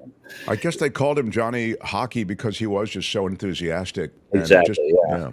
He he represented North America in the World Championships. He played at BC, like I said, on the U.S. team, and then, of course, for Calgary and Columbus. And he was one of the better players in hockey. He was a small guy, too, and he was just so hungry for the game that he turned himself into a really good player. So what happened was he's 31 and his brother, 29, they were riding bikes. They were just riding bicycles. And it wasn't even late at night. It was 8:19 when this whole thing happened. Country road in Oldman's Township in southern New Jersey near the Delaware River, and a Jeep Grand Cherokee that was trying to pass 2 slower moving vehicles hit them. And The Jeep driver was this 43-year-old guy charged with 2 counts of death by automobile, and he was under the influence of alcohol. And he apparently had had 5 to 6 beers prior to the accident. It's a profound tragedy, and as you say, it's a horrible story. Even if you're not a mad hockey fan like I am, it's just an impossibly sad human story. If you saw this about 2 people you didn't know and it happened on a back road in Ireland, you would still be shocked as every word of the story made it worse and worse, from the fact that it was his brother to the fact that he has 2 kids and a wife. Yeah, it just all of it's just so. Yeah, and they were scheduled to be groomsmen the next day at their sister's wedding, as we mentioned, in Philadelphia. Yeah. So their uncle said, last night we lost 2 husbands, 2 fathers, 2 sons, 2 brothers, 2 sons and brothers-in-law, 2 nephews, 2 cousins, 2 family members, 2 teammates, 2 friends, but truly 2 amazing humans. Really, really sad. Well, somehow we have to pivot from this story, but I'm glad we got it. I have to tell you, early this morning, I got the text from Michael Shure about this, just sort of remarking on how sad this was. And I mean, I read the piece. It's profoundly sad. So I know that you, so thank you for bringing it to my attention first. And of course, now it's all over the news. Yeah. All right, now to politics. Let's start with the interview last night. I will bring you up to speed and say that I thought, just for my part, that she did a fine job, like an acceptable job. There was, I thought, she didn't fall off the balance beam, and she didn't wow the crowd, but I don't know that it was a wow the crowd situation anyway. I thought the one thing I'll remark on, because I did in the first hour, is that the physical setup was really awkward, where Walz looked huge, and I know he is a bigger guy, and she looked tiny though, and she's she's at the corner of the table, he's closer to camera. It was just so that was really awkward on the 2 shots and the 3 shots, but that's not really what this is about, and that's not her. She has no control over that, of course. But apart from that, I thought it was okay. How about you, Michael? Yeah, I agree. I mean, that was a little awkward to me, but it wasn't blindingly awkward. It wasn't distracting enough. She's a petite woman. He's a bigger guy. It is what it is. I think that we who watch this stuff a lot, and that's everybody. It's not, you don't have to be any kind of expert or have covered it in order to have opinions. But Democrats particularly have grown accustomed to, is this going to be okay? Is this person going to make it through the interview? Because President Biden often struggled, and I think that's we're conditioned to think that everything is fantastic just because they made it through. I think it was fine. I don't think this was ever going to push the ball forward. It could perhaps have moved it backward, and it certainly didn't do that. When you have this kind of a thing and you anticipate this, you want to look into every nook and cranny and kind of like dissect every word and every movement, and that you don't have to do that. I mean, she gave some pretty good answers, some less good answers, and nobody won or lost the presidential race last night. How did you think Dana Bash did? I mean, I see in the chat she was an embarrassment, and she, it's funny in the chat we've gotten, she was an embarrassment. She was too softball, and then I've also seen she's obviously a right winger, and she went after her. So I feel as though I thought Dana she did. Bash, yeah, go ahead. I think she did a very good job. I mean, that interviewing, anybody of high political stature, perhaps any stature, they now look at the interviewer more as much as they look at the interviewee. And I thought Dana did a great job, actually. Like she pressed the vice president on some changes in her positions on different issues. And I think softballing would not have been to ask a question 3 times about fracking, to not ask a question about immigration. I mean, that's softballing. At the end, there was some softball stuff, but you're allowed to ask some softball questions. So, Gus Walz, the governor's son, that was a touching thing that happened at the convention. That was a poignant photo of Harris's niece or grandniece. That was, it looked at so much. You're allowed to talk about that too, and that doesn't make it a softball. But they did talk about issues, and she pressed, I think, the vice president in a way that she should have been pressed that a softball wouldn't have. So we come out of that, and the result of that is that nothing really changes as a result of the interview. Right. Do we have some? Which is, by the way, a good thing for Vice President Harris, right? Sure. I think, like I said just now, I don't think you're not going to sort of win an election in one sit-down interview, but you could hurt yourself, and they certainly didn't do that. I mean, I think that what's interesting is, and you're hearing this in the right-wing media sphere, is, Donald Trump is always talking to the press, and he's always sitting down for interviews. I see him sitting down with Dr. Phil. I see him sitting down with Elon Musk, who started the interview by talking about how much he had both endorsed and supported Donald Trump and feels he's best for America's future, and he's pledged all this money. I mean, that's not an interview. That's I don't know what that is. That's an endorsement. But he has, I mean, to his credit, he has made himself more available to the press because he's a performance artist in a way. And that's where he gets his, that's where he moves the ball forward a lot. And that's where he's out front and he's the center of attention. It fits his personality. But I mean, I think it's fair to say that he has been more available to the press than most presidents and most people of that stature are. And so, to that end, I guess he gets credit because he's taken questions. What he does with his answers is entirely different because it's a forum for him to, make things up and to bend the truth and to embellish. And that's an entirely different thing. That he's available, though, is inarguable. Albert, did I give you the Trump interview stuff where he's talking about his abortion stance or anything like that, or do I need to? Yes, I have. Albert. Yep. Okay, Albert, play a little bit of that for Michael Shure, if you would. I'd like your reaction to this. This is him. State that you are a resident of. There's an abortion-related amendment on the ballot to overturn the 6-week ban in Florida. How are you going to vote on that? Well, I think the 6-week is too short. It has to be more time, and so and I've told them that I want more weeks. So you'll vote in favor of the amendment? I'm voting that I am going to be voting that we need more than 6 weeks. Look, just so you understand, everybody wanted Roe v. Wade terminated for years, 52 years. I got it done. They wanted it to go back to the states. Exceptions are very important for me, for Ronald Reagan, for others that have navigated this very, very interesting and difficult path. Our country's been torn apart by Roe v. Wade for years.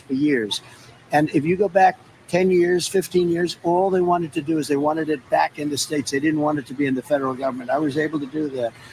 I believe in exceptions for life of the mother. If you look, incest, rape. Thanks for watching. Yeah. He's now doing damage control, it would seem to me, on the abortion issue. Is that Trump or Lester Holt that you're talking about? Both, I think. Yeah. I think he is. I mean, they're trying to figure a way out of it. Like that, he started a ball rolling with his Supreme Court picks and his lower court picks, and now it's rolling out of control when it comes to the politics of the issue.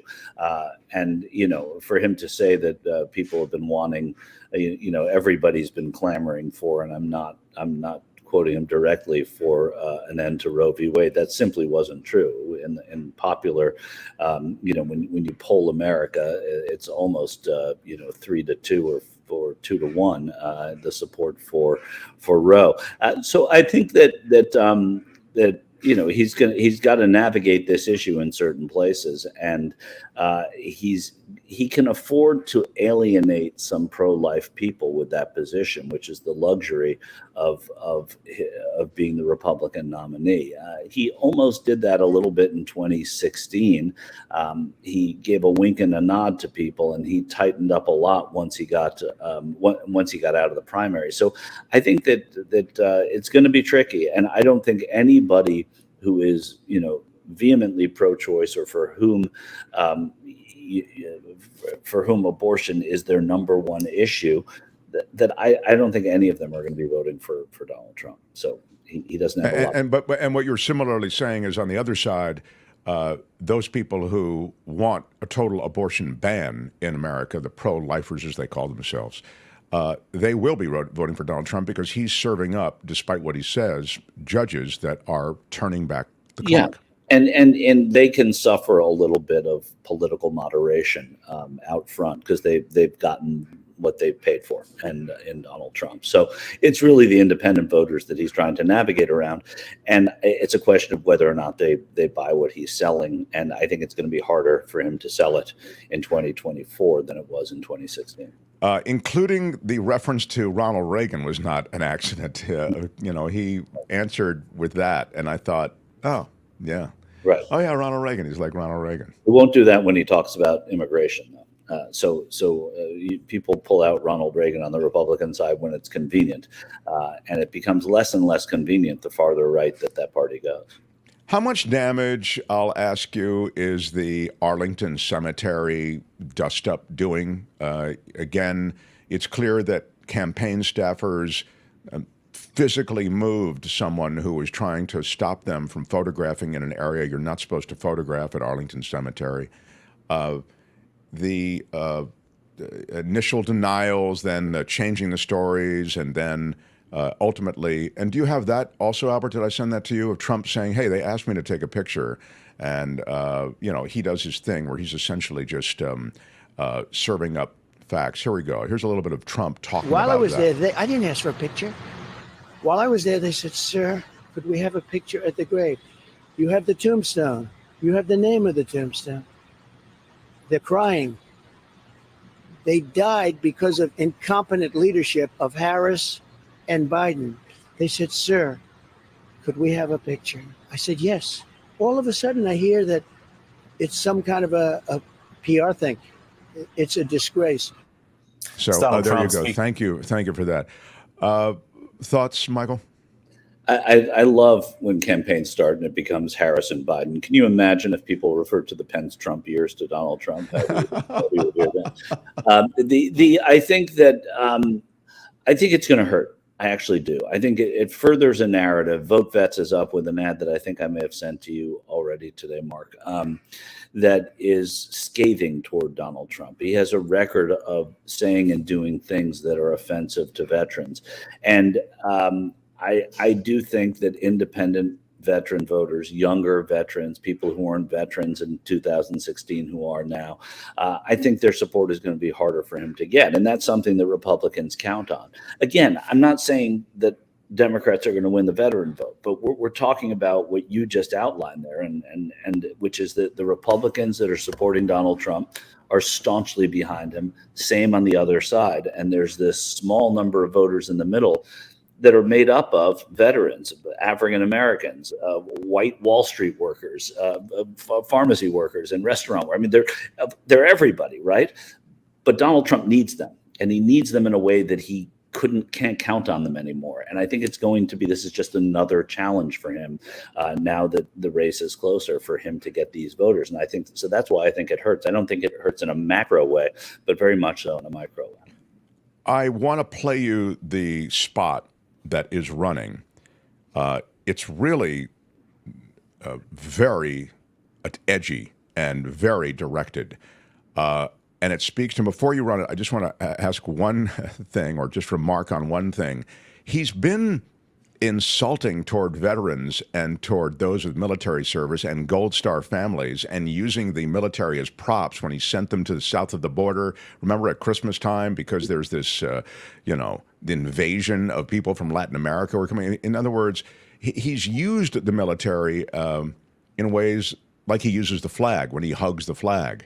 Right. It hasn't really done any kind of damage at the ballot box for him, I'd say. That is, but you're saying now we've reached a tipping point, or you'd disagree? You'd say it's always done damage. I think it's, look, I think it's, had he not done it, he would have gotten more military votes. There are definitely people in the military, but I still think that he has, and I still think that he will get the majority of the military vote. But I do think that there are people who are, like I said, I just outlined it, newer veterans and people who are looking for reasons to vote for one of these candidates that it's going to push away. And it's outwardly insulting, and people don't like being outwardly insulted. It's not make or break in this election, but every vote is. So cumulative, in a military state, if you look at any of the military states that are in play, I think particularly of Georgia and Pennsylvania, immediately Arizona as well, that every vote counts in those states. And if he ticked off a member of the military or a veteran because of this, that matters. And I'm sure that he has. Play the spot, Albert, if you would, please. We've got Trump on the run, scared.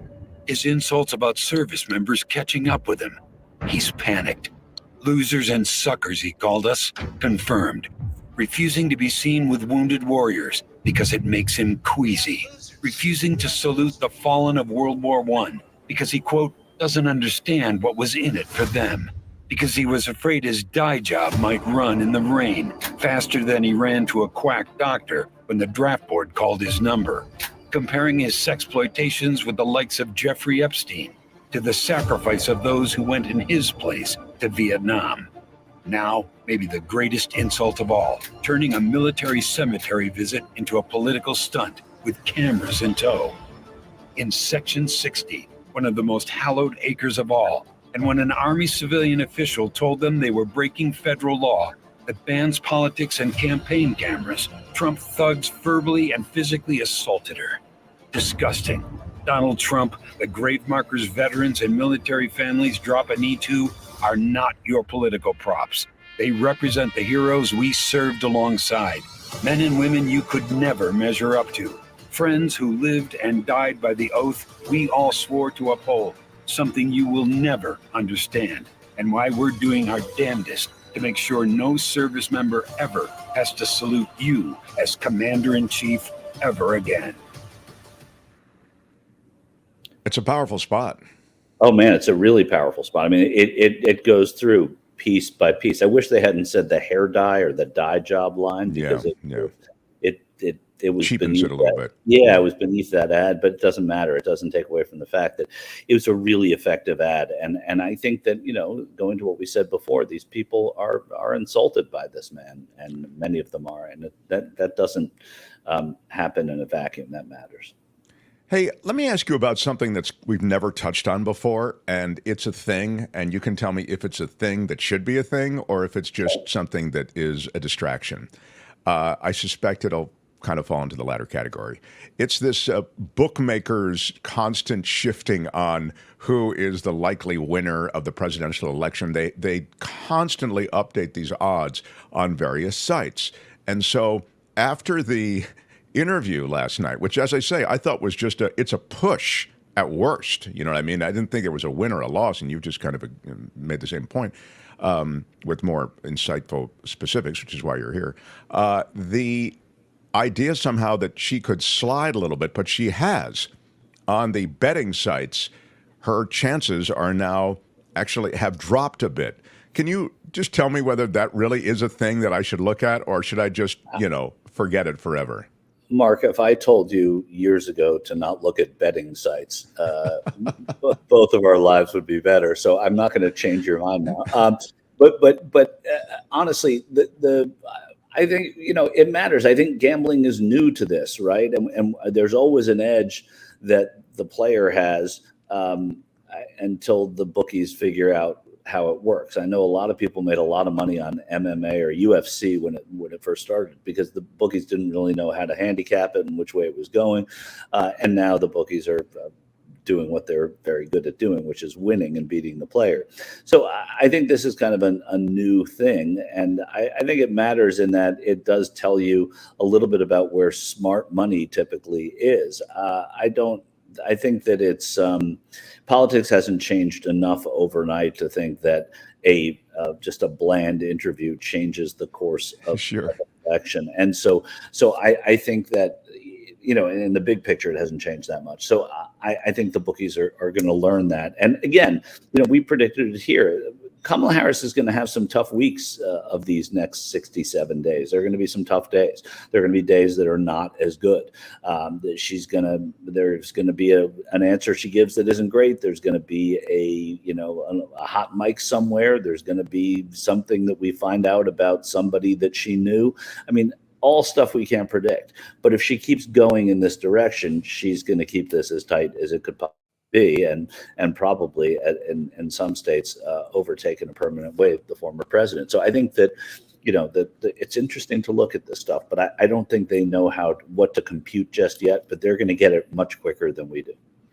And by the way, just to be clear, it's still essentially a dead heat. It was a shift of 1 point, but it was just weird that they shifted toward Trump. But it's essentially they're tied. It's the very first thing to happen, right? And that in this, it's just everything has been pro Kamala living in a dreamland, and now as it comes back down to the fact that it's going to be Labor Day Monday and this election starts and everybody's off and running.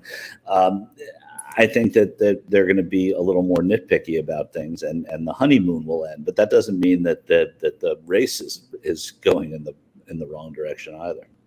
Elon Musk has said, and clearly it's the case, that he, on X, Twitter acquisition that he made, he's flagged the NPR story on Trump's Arlington Cemetery visit as spammy or unsafe. So that algorithm then will not serve that story up. In fact, it will beat it down, and it really won't be served. It's interesting when you have a social media ally like Elon Musk, how that might influence the conversation. He's what Rupert Murdoch was 8 years ago for Donald Trump. Right. And so it's good to have friends in those places, and Donald Trump certainly does. I don't know how many people are on X anymore, and I don't know that, in these swing states it really matters. But I think the media is still there. So to the extent that media is served certain things, I think those things can kind of get some altitude as a result. I think that's a great point, right? I mean, the viewership of it is not as important as the people who are still, in its halls, and that's definitely reporters and media people. So between now and November, what is Michael Shure's beat looking like? Are you going to go back out into the heartland, as it's called? Are you going to go to the swing states? Yeah. I'm going to go to some of the swing states. I'm going to be, attending some Trump rallies and hopefully covering this both from here and on the road, and some of the Senate races too. I expect to be looking at, especially in Nevada and Montana, and places where there are close races that people are going to start paying much closer attention to. Can the Democrats hang on to the Senate?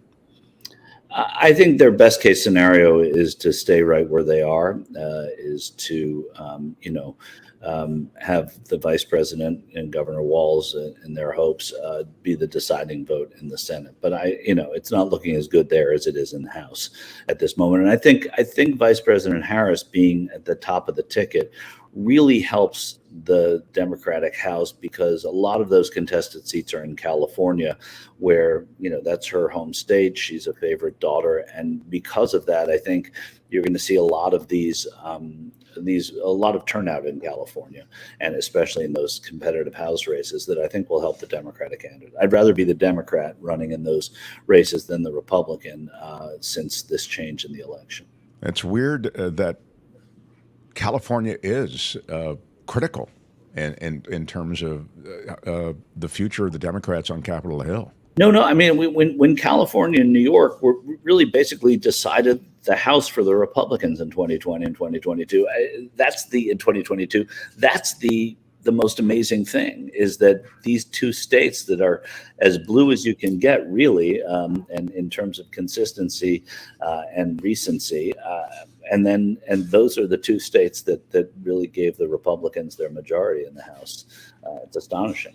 Dre24, and then I'll let you go. Dre24 says stock market higher than ever, and Truth Social, not so much. Donald Trump's giant social media company, which was, I think, valued at $9 billion at one point. I think it's down considerably, Michael. Now it is crashing. Yeah, I know that it is. I don't know any specifics about it, so I'm not going to pretend to know those. But I know things are not good on the financial side of Truth Social. But it's regardless, it serves its purpose for Donald Trump. It may not be a financial purpose, but he's figured out how to get around financial difficulty. But Truth Social is still a platform that he uses, and as far as we know, and until we know otherwise, to his advantage. Yeah. Good stuff. Thank you again. always, for joining us. We look forward to next week. Find Michael Shure across the great World Wide Web with his fine reporting, TYT and elsewhere, and we love seeing you on Fridays. Michael Shure, everybody. Thanks, guys. Bye, Michael. The Mark Thompson Show. Why are you yelling? All right, so this is the moment at which we can check in with Kim, and she can recalibrate, reframe the world for us. Isn't that right, Albert? Yes, the world will be What have I reframed in forgotten? the next few minutes. Yes. Okay. Is that your way of saying to Kim, Yes, keep it Kim's short? news. Yep. Okay, all right. Albert, thank you. All right.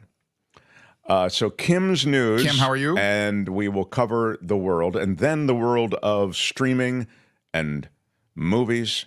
Michael Snyder, the culture blaster, will be here. Smash that like button, if you would, please. Smash it with your iron rod. After a tough day, I'm sure it's hard for you to smash it, but damn it, do it like a boss. Smash it with your iron A rod. thumbs up and subscribe to the show. Share the show. A couple of you have sent me emails with you having shared the show across other social media platforms. I really do appreciate that. That grows our audience as we try to, sustain. Growing audience is really important. Thank you. Thank you. Thank you. Thank you. It's too late now, so I can't do it. I was going to read you a couple of emails, but don't worry. I'll read you those emails on Monday. It'll give you a reason to show up. Okay, we'll do that on Monday. Kim's news, and then Snyder follows. Mark Thompson Show. The Mark Thompson Show.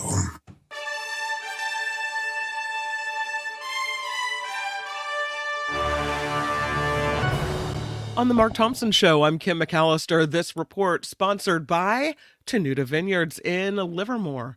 We'll go straight to it because former President Trump says prospective parents will have their IVF costs paid for if he is elected president.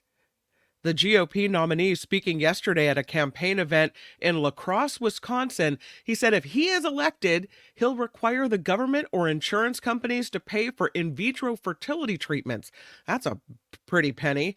Earlier in the day at a Michigan rally, Trump said his administration would push for allowing new parents to deduct major newborn expenses from their taxes as well. Meanwhile, Vice President Kamala Harris says she has no regrets about supporting President Biden after concerns about his abilities. In the interview she gave to CNN, Vice President Harris said she did not regret speaking in support of President Biden against claims that he wasn't mentally fit to run for a second term. She said the president has the intelligence, the commitment, and the judgment that Americans expect from their commander-in-chief. Americans still feeling the weight of inflation, but there's growing optimism that it might be easing. The Commerce Department reporting today the Personal Consumption Expenditures Price Index rose 0.2% from the previous month.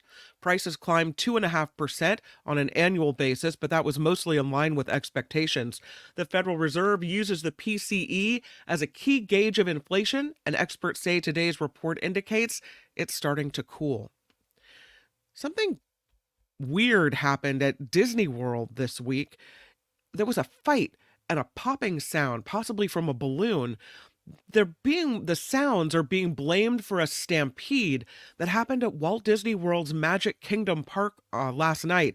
In a post on X following this incident, the Orange County Sheriff's Office said rumors of an active shooter at the Orlando theme park were not true. Disney said normal operations resumed after the incident. The park reopened as scheduled this morning, but quite a mess there for a few minutes.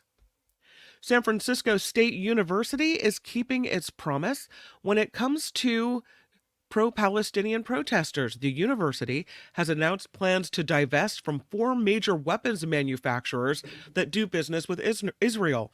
Earlier this spring, pro-Palestinian demonstrators built encampments on campus and demanded that the university take steps to remove itself from Israeli businesses due to the ongoing war in Gaza.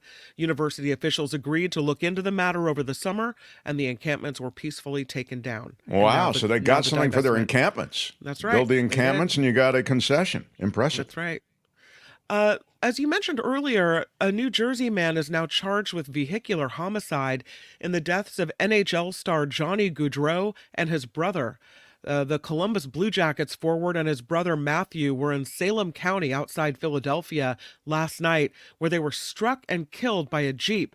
The driver, Sean Higgins of Woodstown, has been charged with vehicular homicide.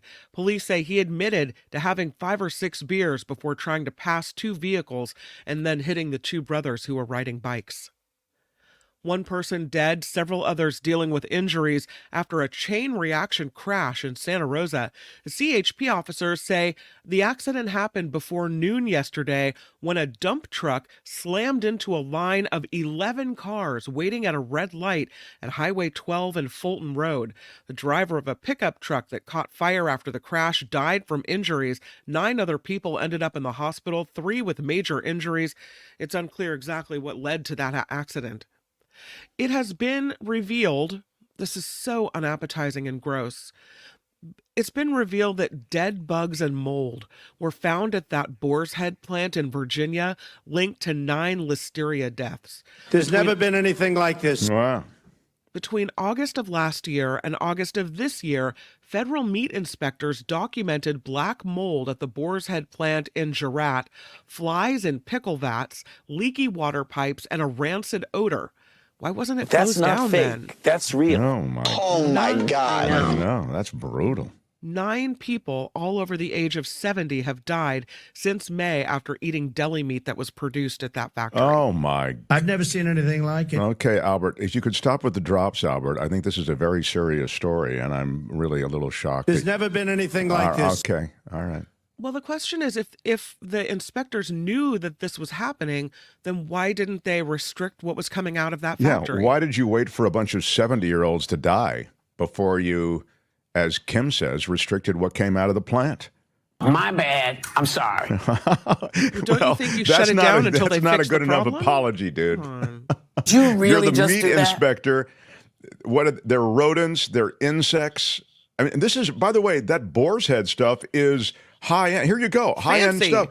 Blue Spark says, I thought Boar's Head was the fancy stuff. Exactly. It is. You never know what's going on at the factory, I guess. The packaging looks nice, though. I tell you, people, get off of that meat. That meat's bad stuff for you. You know, they do this to me all the time. I don't know what the hell they do it for. This is Casey saying, get off that meat. That meat is not good. This is Casey Kasem in Hollywood. This is Casey Kasem. I'm a vegan, and let's get on with our survey. There is a new survey. By the way, he was the first vegan I think I've ever met. Oh, really? I'd never met, I didn't even really understand what a vegan was. I met Casey Kasem, and he explained it. And he said, if it can, I said, what does that mean, vegan? He said, well, if it can, when did he say vegan? If it can run, swim, or fly, I don't eat it. I thought that was really terrific. And he pointed to his belt, which was made of some kind of hemp or something. And he was telling me this in his kitchen, in the Holmby Hills. Now, you know Holmby Hills is like, it's Bel Air on steroids. It's like this immense compound where he lived, this incredibly successful guy. So, I mean, there's sort of a built-in respect for him already I had as a broadcaster. And then he told me about the vegan thing, and it was the first time I'd ever met somebody who had this, lifestyle. It's quite amazing. And the skies opened up, and there was heavenly singing, and you knew this was your way. Actually, I didn't really change anything in terms of, it took another decade for me to figure it out. Yeah, but anyway. There's a new survey that finds the Bay Area is home to several of the most safe, rich suburbs in the country. The ranking from personal finance website GoBankingRates.com looked at cities from across the nation using criteria including average household income, cost of living indexes, and crime rates. The Bay Area suburb of Ross came in 10th on the list. Well, if Ross is 10th, you've got a problem. Mill Valley, Lafayette, Cupertino, Los Altos, Kensington, and Los Gatos all ranked between 20th and 30th. So, wow, those are high-end places. Lastly, a man from Palmdale has been sentenced to 3 months in federal prison, only 3 months, for illegally importing an ancient floor mosaic from Syria. The mosaic, depicting the Roman demigod Hercules, is believed to be nearly 2,000 2,000 years old. In addition to sentencing the man yesterday, a judge also approved the government's request to permanently seize the mosaic. The mosaic arrived at the port of Long Beach from Turkey in 2015. The man was able to sneak this 15-foot-long, 2,000-pound piece of art into America by falsely declaring its value and its quality. 3 months for stealing the Syrian mosaic. Wow, that's it's one of my favorite mosaics. Ooh, it's a wild idea, but it just might work. It just did. It almost worked, I guess. This report, sponsored by Tenuta Vineyards, they've got 29 wine choices at this winery. Incredible. My favorite, the Mark Thompson Why Are You Yelling Red? Why are you they yelling? have 17 reds now, 12 whites. So really worth heading out to the winery and tasting. But check out the website as well. It's tenutavineyards.com. Sure it is. No, it's not. It's TenutaWinery.com. Yes. Oh my God. She's been doing the commercials for so long, and she I can't know. even get Kim, how are you? the website right. So check out the website. I blame you. Okay, well, If can you blame want me, to Kim, but I order didn't blow it. something, Yeah. I please blame take- you. All right. Please well, go take ahead. advantage of the 10% discount by saying smash it with your iron rod when you call Smash Rich it with your iron rod. at 925-699-4576. Is that the right phone number? Or do Yes, you it think you might is. have- Or you okay. can email him, and now you can understand why the confusion comes into play. I see. Rich Kim, how at are you? Tenuta, Rich at TenutaVineyard.com is the email address. You can email him too. And I will tell you this, they have some big events coming up. There are I Love Lucy grape stomps. That's going to be which fun. I I saw it's- him post the other day from there. It's really a fun thing. It's actually going fancy in. too. You get, they give you a mimosa when you arrive. There's snacks. You go in a romantic jaunt out to the vineyard and slice some grapes off the vines. You come back, they have lunch for you, and then you take off your shoes and you squish them up in the vats of grapes. So really fun. The I Love Lucy Grape Stomp, Sunday, September 8th. The September 15th, the 22nd, the 29th. There are more grape stomps coming in October. Check the website. It's TenutaWinery.com. And you do get 10% off of that event as well if you book it. It's $10 or $20 for children, up to $45 or $55 for adults, depending on You whether can you're drop a- those a children right in winery that member. vat of That's right. of crushed grapes, and then go have yourself a glass or two of wine. Sure, Double they back come in a back couple later. hours and see how they're doing. That's the way you do it. That's Yeah. it. Yep, TenutaWinery.com. Hey, which one do you use, Mark Thompson? Right, okay. I'm Kim McAllister. This is The Mark Thompson Show. The Mark Thompson Show. This is Mark Thompson. My beautiful Christians, I love you, Christians. I'm a Christian. I love you. We'll do it live. I'll write it and we'll do it live. It was wrong, it was stupid, and I'm trying to be a better person. Put that So you're ready to pay cash. Yeah, I'm loving it. Yeah, you're damn straight. We're here on a Friday. We had a big meetup last night. Michael Snyder joined us along with Jim Avila. Dateline NBC's Josh Mankiewicz was there. David Katz came through. Pat Thurston was there. Nikki Maduro. It was a murderer's row of people who you want to hang out with. Kim made it. Albert was there. Tony was there. It was really cool. So thanks to everybody who came by and who continues to support the show. And we will have another one toward the holidays, probably. Put that coffee down. I do have the Coachella Valley coffee, and I've just been enjoying it. I think I got a whole pot of coffee going right now, Michael Snyder. It's not probably not healthy, but it is delicious, which I am all too happy to share with you. You can check out CoachellaValleyCoffee.com if you want to get your own magic blend. This guy comes through so generously on Fridays. He has written for everything from the Chronicle to the new Voice of San Francisco publication. When it comes to music, movies, streaming, he is without peer. He comes and goes on a rainbow. He's the wonderful Michael Snyder, the Culture Blaster. Hello, sir. Happy Labor Day, everyone. Yeah. And if you're going into labor, I wish you an easy time of it and a healthy baby. By the way, I should mention this, and sorry to use your segment for 12 seconds to add this, but we are dark on Labor Day, so there's no new show on Labor Day. I'm dark 365 days out of the year. You know my moods. Yeah. You know, Mark, That's what I like about you. I have a confession to make. I smoked Casey Kasem's hemp belt. I did. I see. Wow. That is news to me. Well, good for. And I also want to know what happened to the pictures I was supposed to Did see you this have week. anything to do with the pictures? Nothing, This is Casey nothing. Kasem in Hollywood. All right, Michael. Go ahead. Anyway, I You don't have want your to. other topical? You like a lot of topical? I don't want to belabor the point, but here's a Labor Day toast to all workers and to the assurance of equal pay for equal work, regardless of gender or ethnicity. And Mark, for the record, I won't be wearing white after Labor Day, but I will definitely continue to be white since, as usual, I have avoided the sun all summer. It's not my jam. Yeah, you like the pasty kind of goth type look. I got that moon tan. Okay, so let's get down to movies. Guess what? No invitations to see the new biopic Reagan about Ronald Reagan. Oh, that's with Dennis Quaid? Yeah, right-wing mouthpiece Dennis Quaid. You know, I didn't vote for Reagan. I would never vote for the Reagan administration on any front, and I seriously had no desire to spend 2 hours watching it. But the movie company and distributors did not reach out with an invitation. Maybe they've checked my voting record. I don't know. Well, you think it's a sign that it might not be that good. You are correct. The Rodney King L.A. riots docudrama 1992 did kind of look intriguing, but I wasn't approached to see that either. And finally, the high-tech horror movie Afraid was not open for critics to review. I don't think anybody saw it. Wow. So you're saying that there is a little hide the football going on with many of the movie studios and some of these offerings. Yeah, I think they were afraid to show it to us. But I still rustled up some films to recommend or dismiss.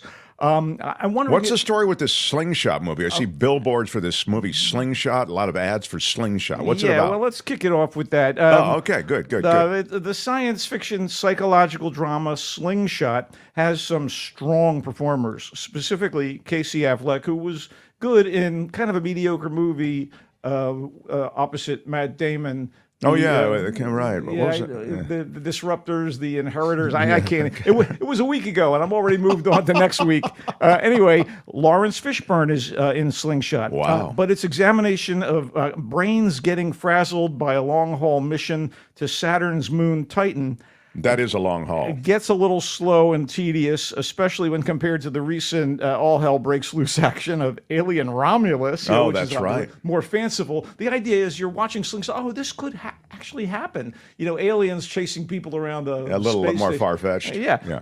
But to be fair, Slingshot, which gets its name from the risky maneuver its spacecraft has to execute to achieve the mission's problematically vague ends, because that's another problem with the film. Why are they going to Saturn?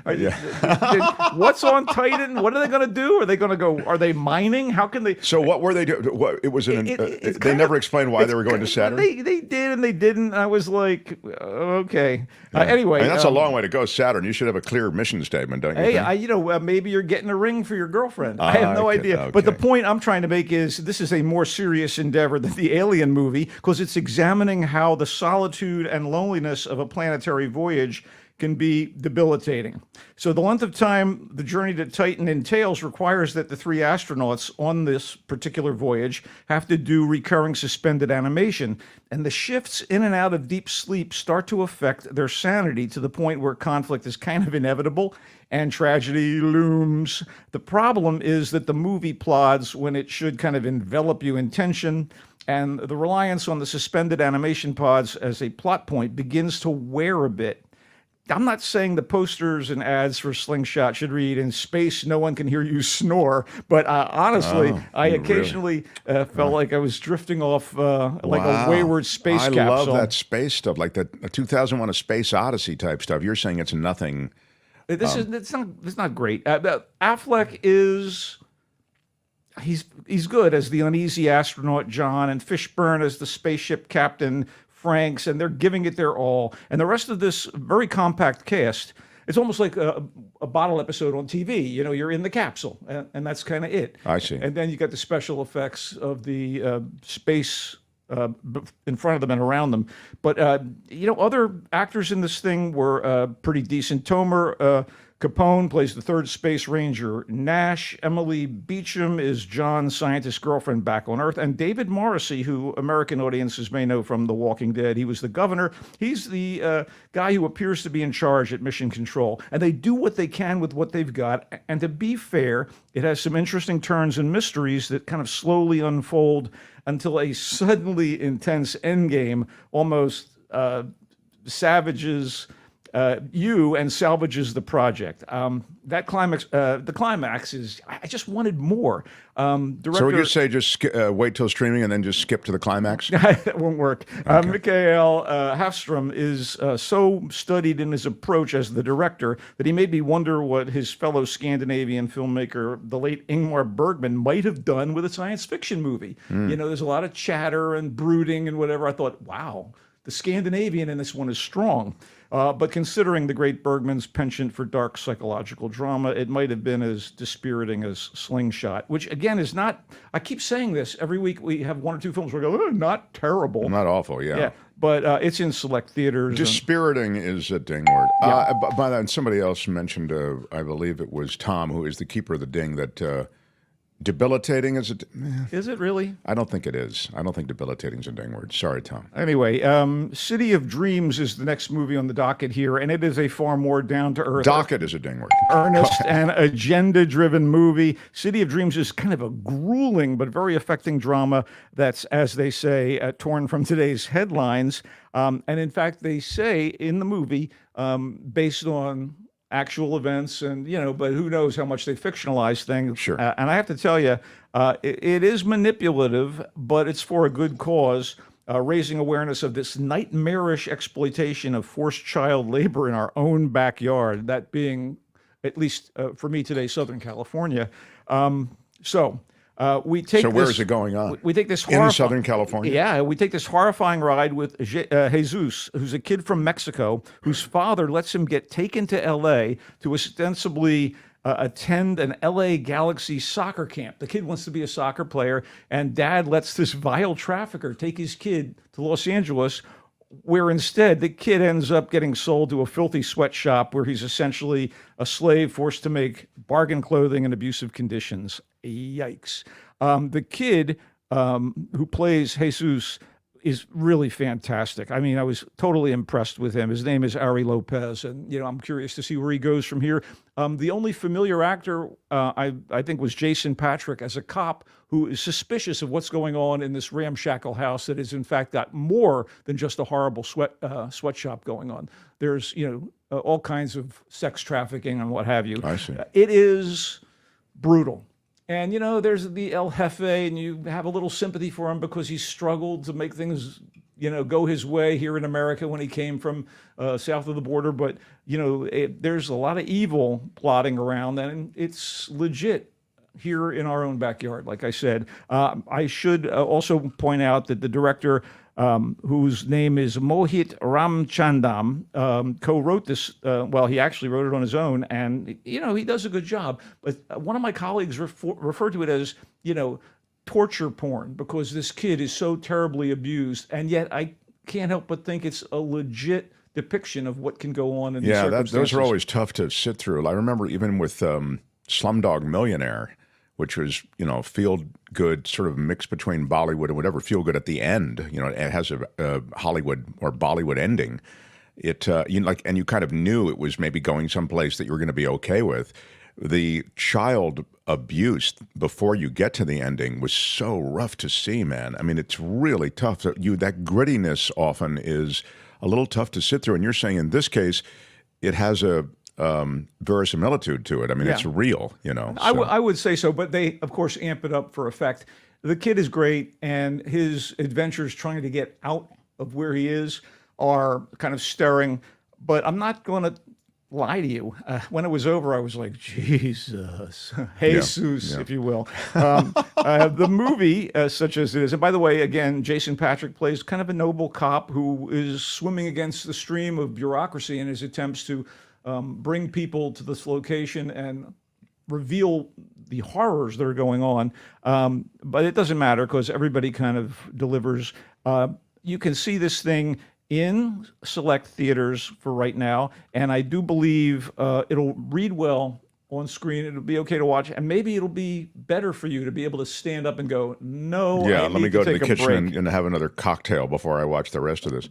Verisimilitude is a ding word. By the way, the score is by a really terrific musician named Lisa Gerard, who is one half of the chamber art rock band Dead Can Dance. And, you know, there's a lot to praise here, but also it is brutal. It is absolutely brutal. City of Dreams is called. What was the first? He said something, Tom, in the Keeper of the Ding, and I was kind of surprised that you didn't identify it, Tom, as a ding word. In the first paragraph, there was something. What was one of the words you used in the first paragraph of what you gave us on this Paragraph. story? This stuff is off the top of my head. Okay, buddy. well, I was just saying, and do you remember one of the words you said at the very beginning of the review? No, Okay. I mean, once it's out of your mouth. Wait, grueling? I don't know. No, not okay. Whatever. Anyway, I was counting on Tom. I deliberately didn't write it down. You're and making Tom a let me down. mountain out of a molehill. That here. is true. Yeah. Okay. Go ahead. All What's right. next? Quickly, Catching Dust is sort of a very noirish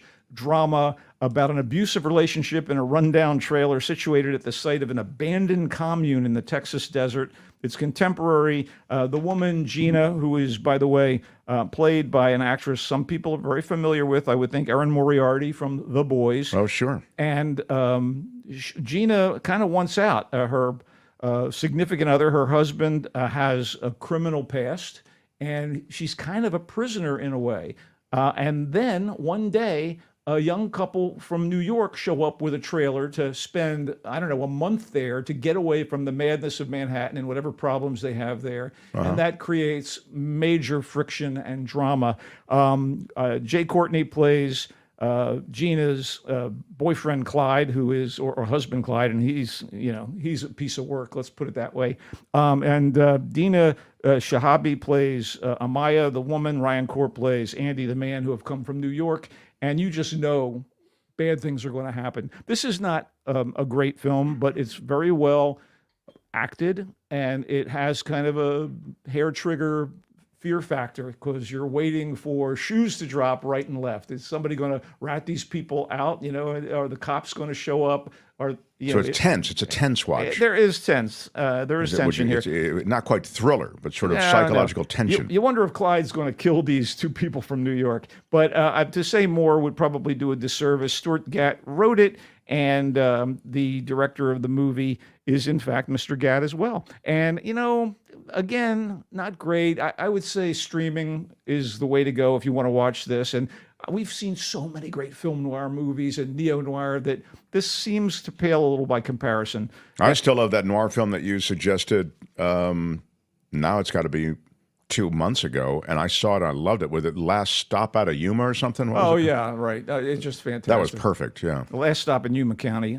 Wonderful film. Anyway, go ahead. This is not Catching Dust is. It's not. It's got some tension. It's noirish, but it's also just goodish, not good. Yeah, that would be fair. And now it's streaming, so it's easy to get to. It's by a great director, but it sort of shows his diminishing skill set or his lack of something new and original. It's called The Killer. Oh. And The Killer is a remake of the legendary Chinese action director and screenwriter John Woo's 1989 Hong Kong crime classic, which starred his, muse, Chow Yun-fat, as a hired gun who begins to have moral qualms about what he's doing. I remember that movie a long time ago. It is fantastic. And The Killer is not the recent and actually quite good Michael Fassbender movie from last year with the same title about an assassin. Here, the setting is Paris instead of Hong Kong. It's the City of Lights, so you're always happy to spend 2 hours there if you're me, because a bit of a Francophile.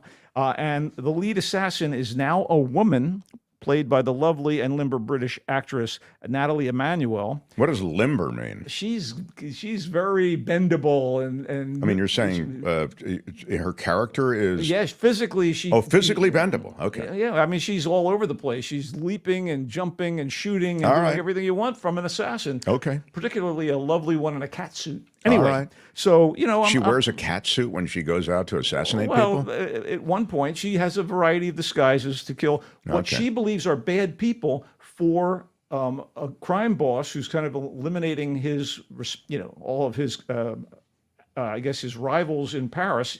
And there is an intermediary who basically tells her where to go and who to kill. And he's played by Sam Worthington, and he's got like an Irish accent and what have you. And the French cop who gets wind of what's going on and wants to find out what's happening with this assassin is played by Omar Sy, who you may know from Lupin. He's the star of Lupin. Of course, on I Netflix. love Lupin. He is incredibly charismatic and I wonderful. found out about Lupin through you. And so he's On pretty, this show? He's pretty wonderful in this thing. And there are a few other supporting players, including one of the guys from Call My Agent. And he kind of plays Omar Sy's partner on the French police force. And all hell starts breaking loose when she is sent to eliminate a bunch of rivals because of a heroin deal that went bad. And while she's doing it, there is a woman singer in this sort of speakeasy nightclub who is injured, and she feels like this woman may not be deserving of getting offed, even though her boss has said, you have to kill everybody there. So she's had a crisis of the, Right. So you have a lot of John Woo visual signatures, you know, That's great. and what have you. Woo has still got the action chops, right? But the script by 3 screenwriters, none of them Woo, he wrote the original, by the way, feels kind of humdrum despite the thrilling source material and the director's ongoing visual mastery when it comes to creative fights and killings. You know, I watched it, I enjoyed it as I watched it, and then I went, this is not A+ John Woo. No, you know? yeah. And in case you don't know who we're talking about, this is the guy who did Face Off, Mission Impossible 2, Broken Arrow.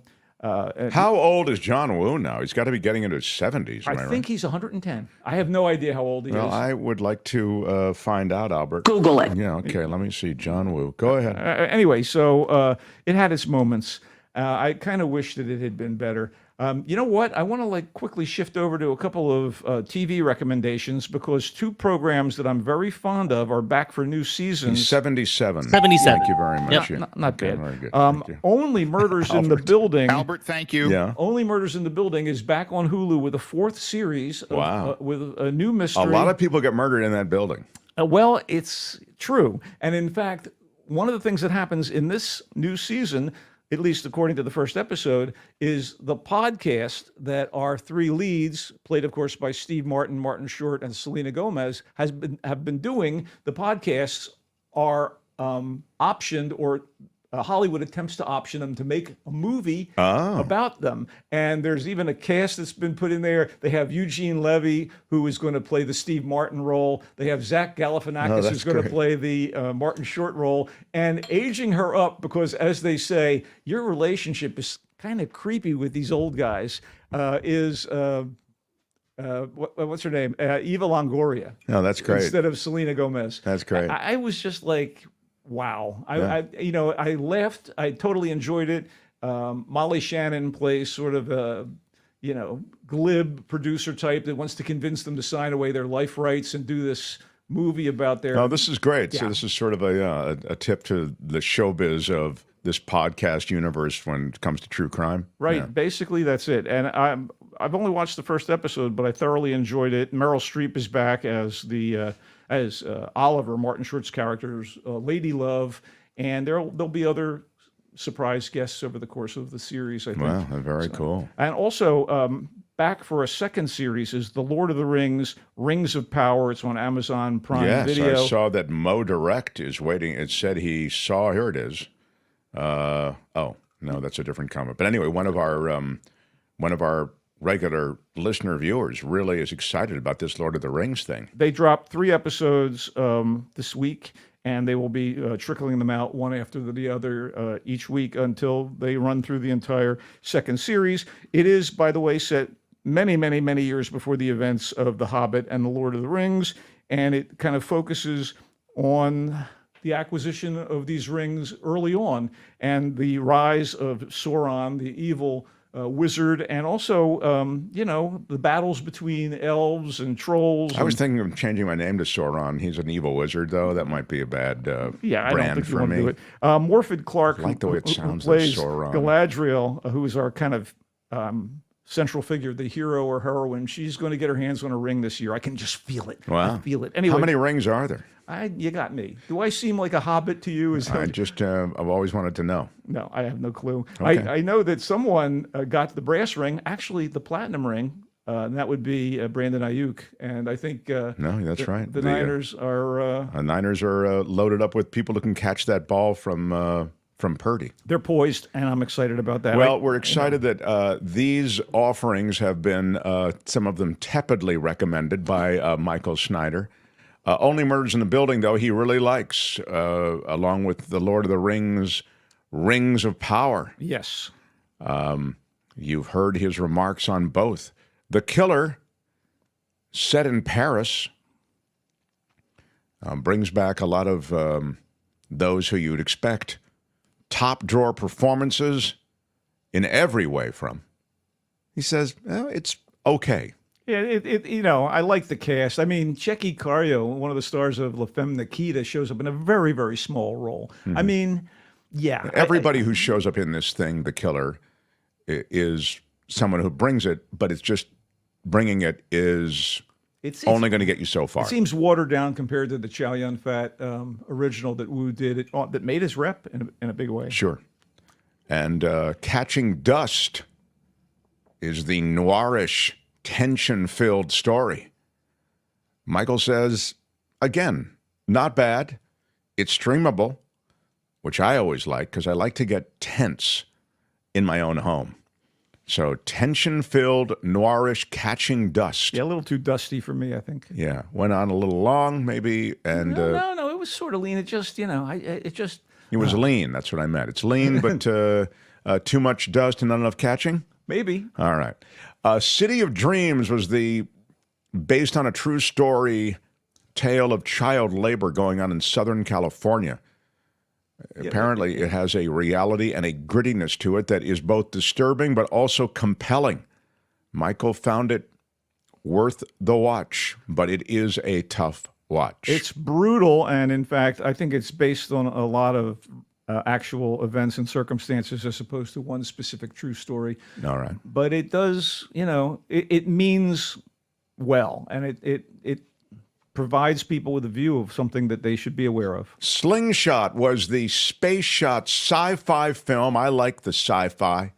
I also like the space shot stuff. I don't know, ever since 2001: A Space Odyssey, I think I was hooked on this stuff. But Michael says this is a trip to Saturn that feels like a trip to Saturn. It's a long, kind of questionable ride to the ringed planet. And even though it's got, I believe, Lawrence Fishburne in it. Didn't you say that? Yeah, Larry plays the captain of this three-man crew. Yeah. And boy, only 3 men on the crew all the way to Saturn. How long a trip is that? Yeah, a year and a half. Oh, more than that, it's I would say. It's a long haul, Wow, let me they tell really you. got him out. Anyway, Slingshot is, he said, meh.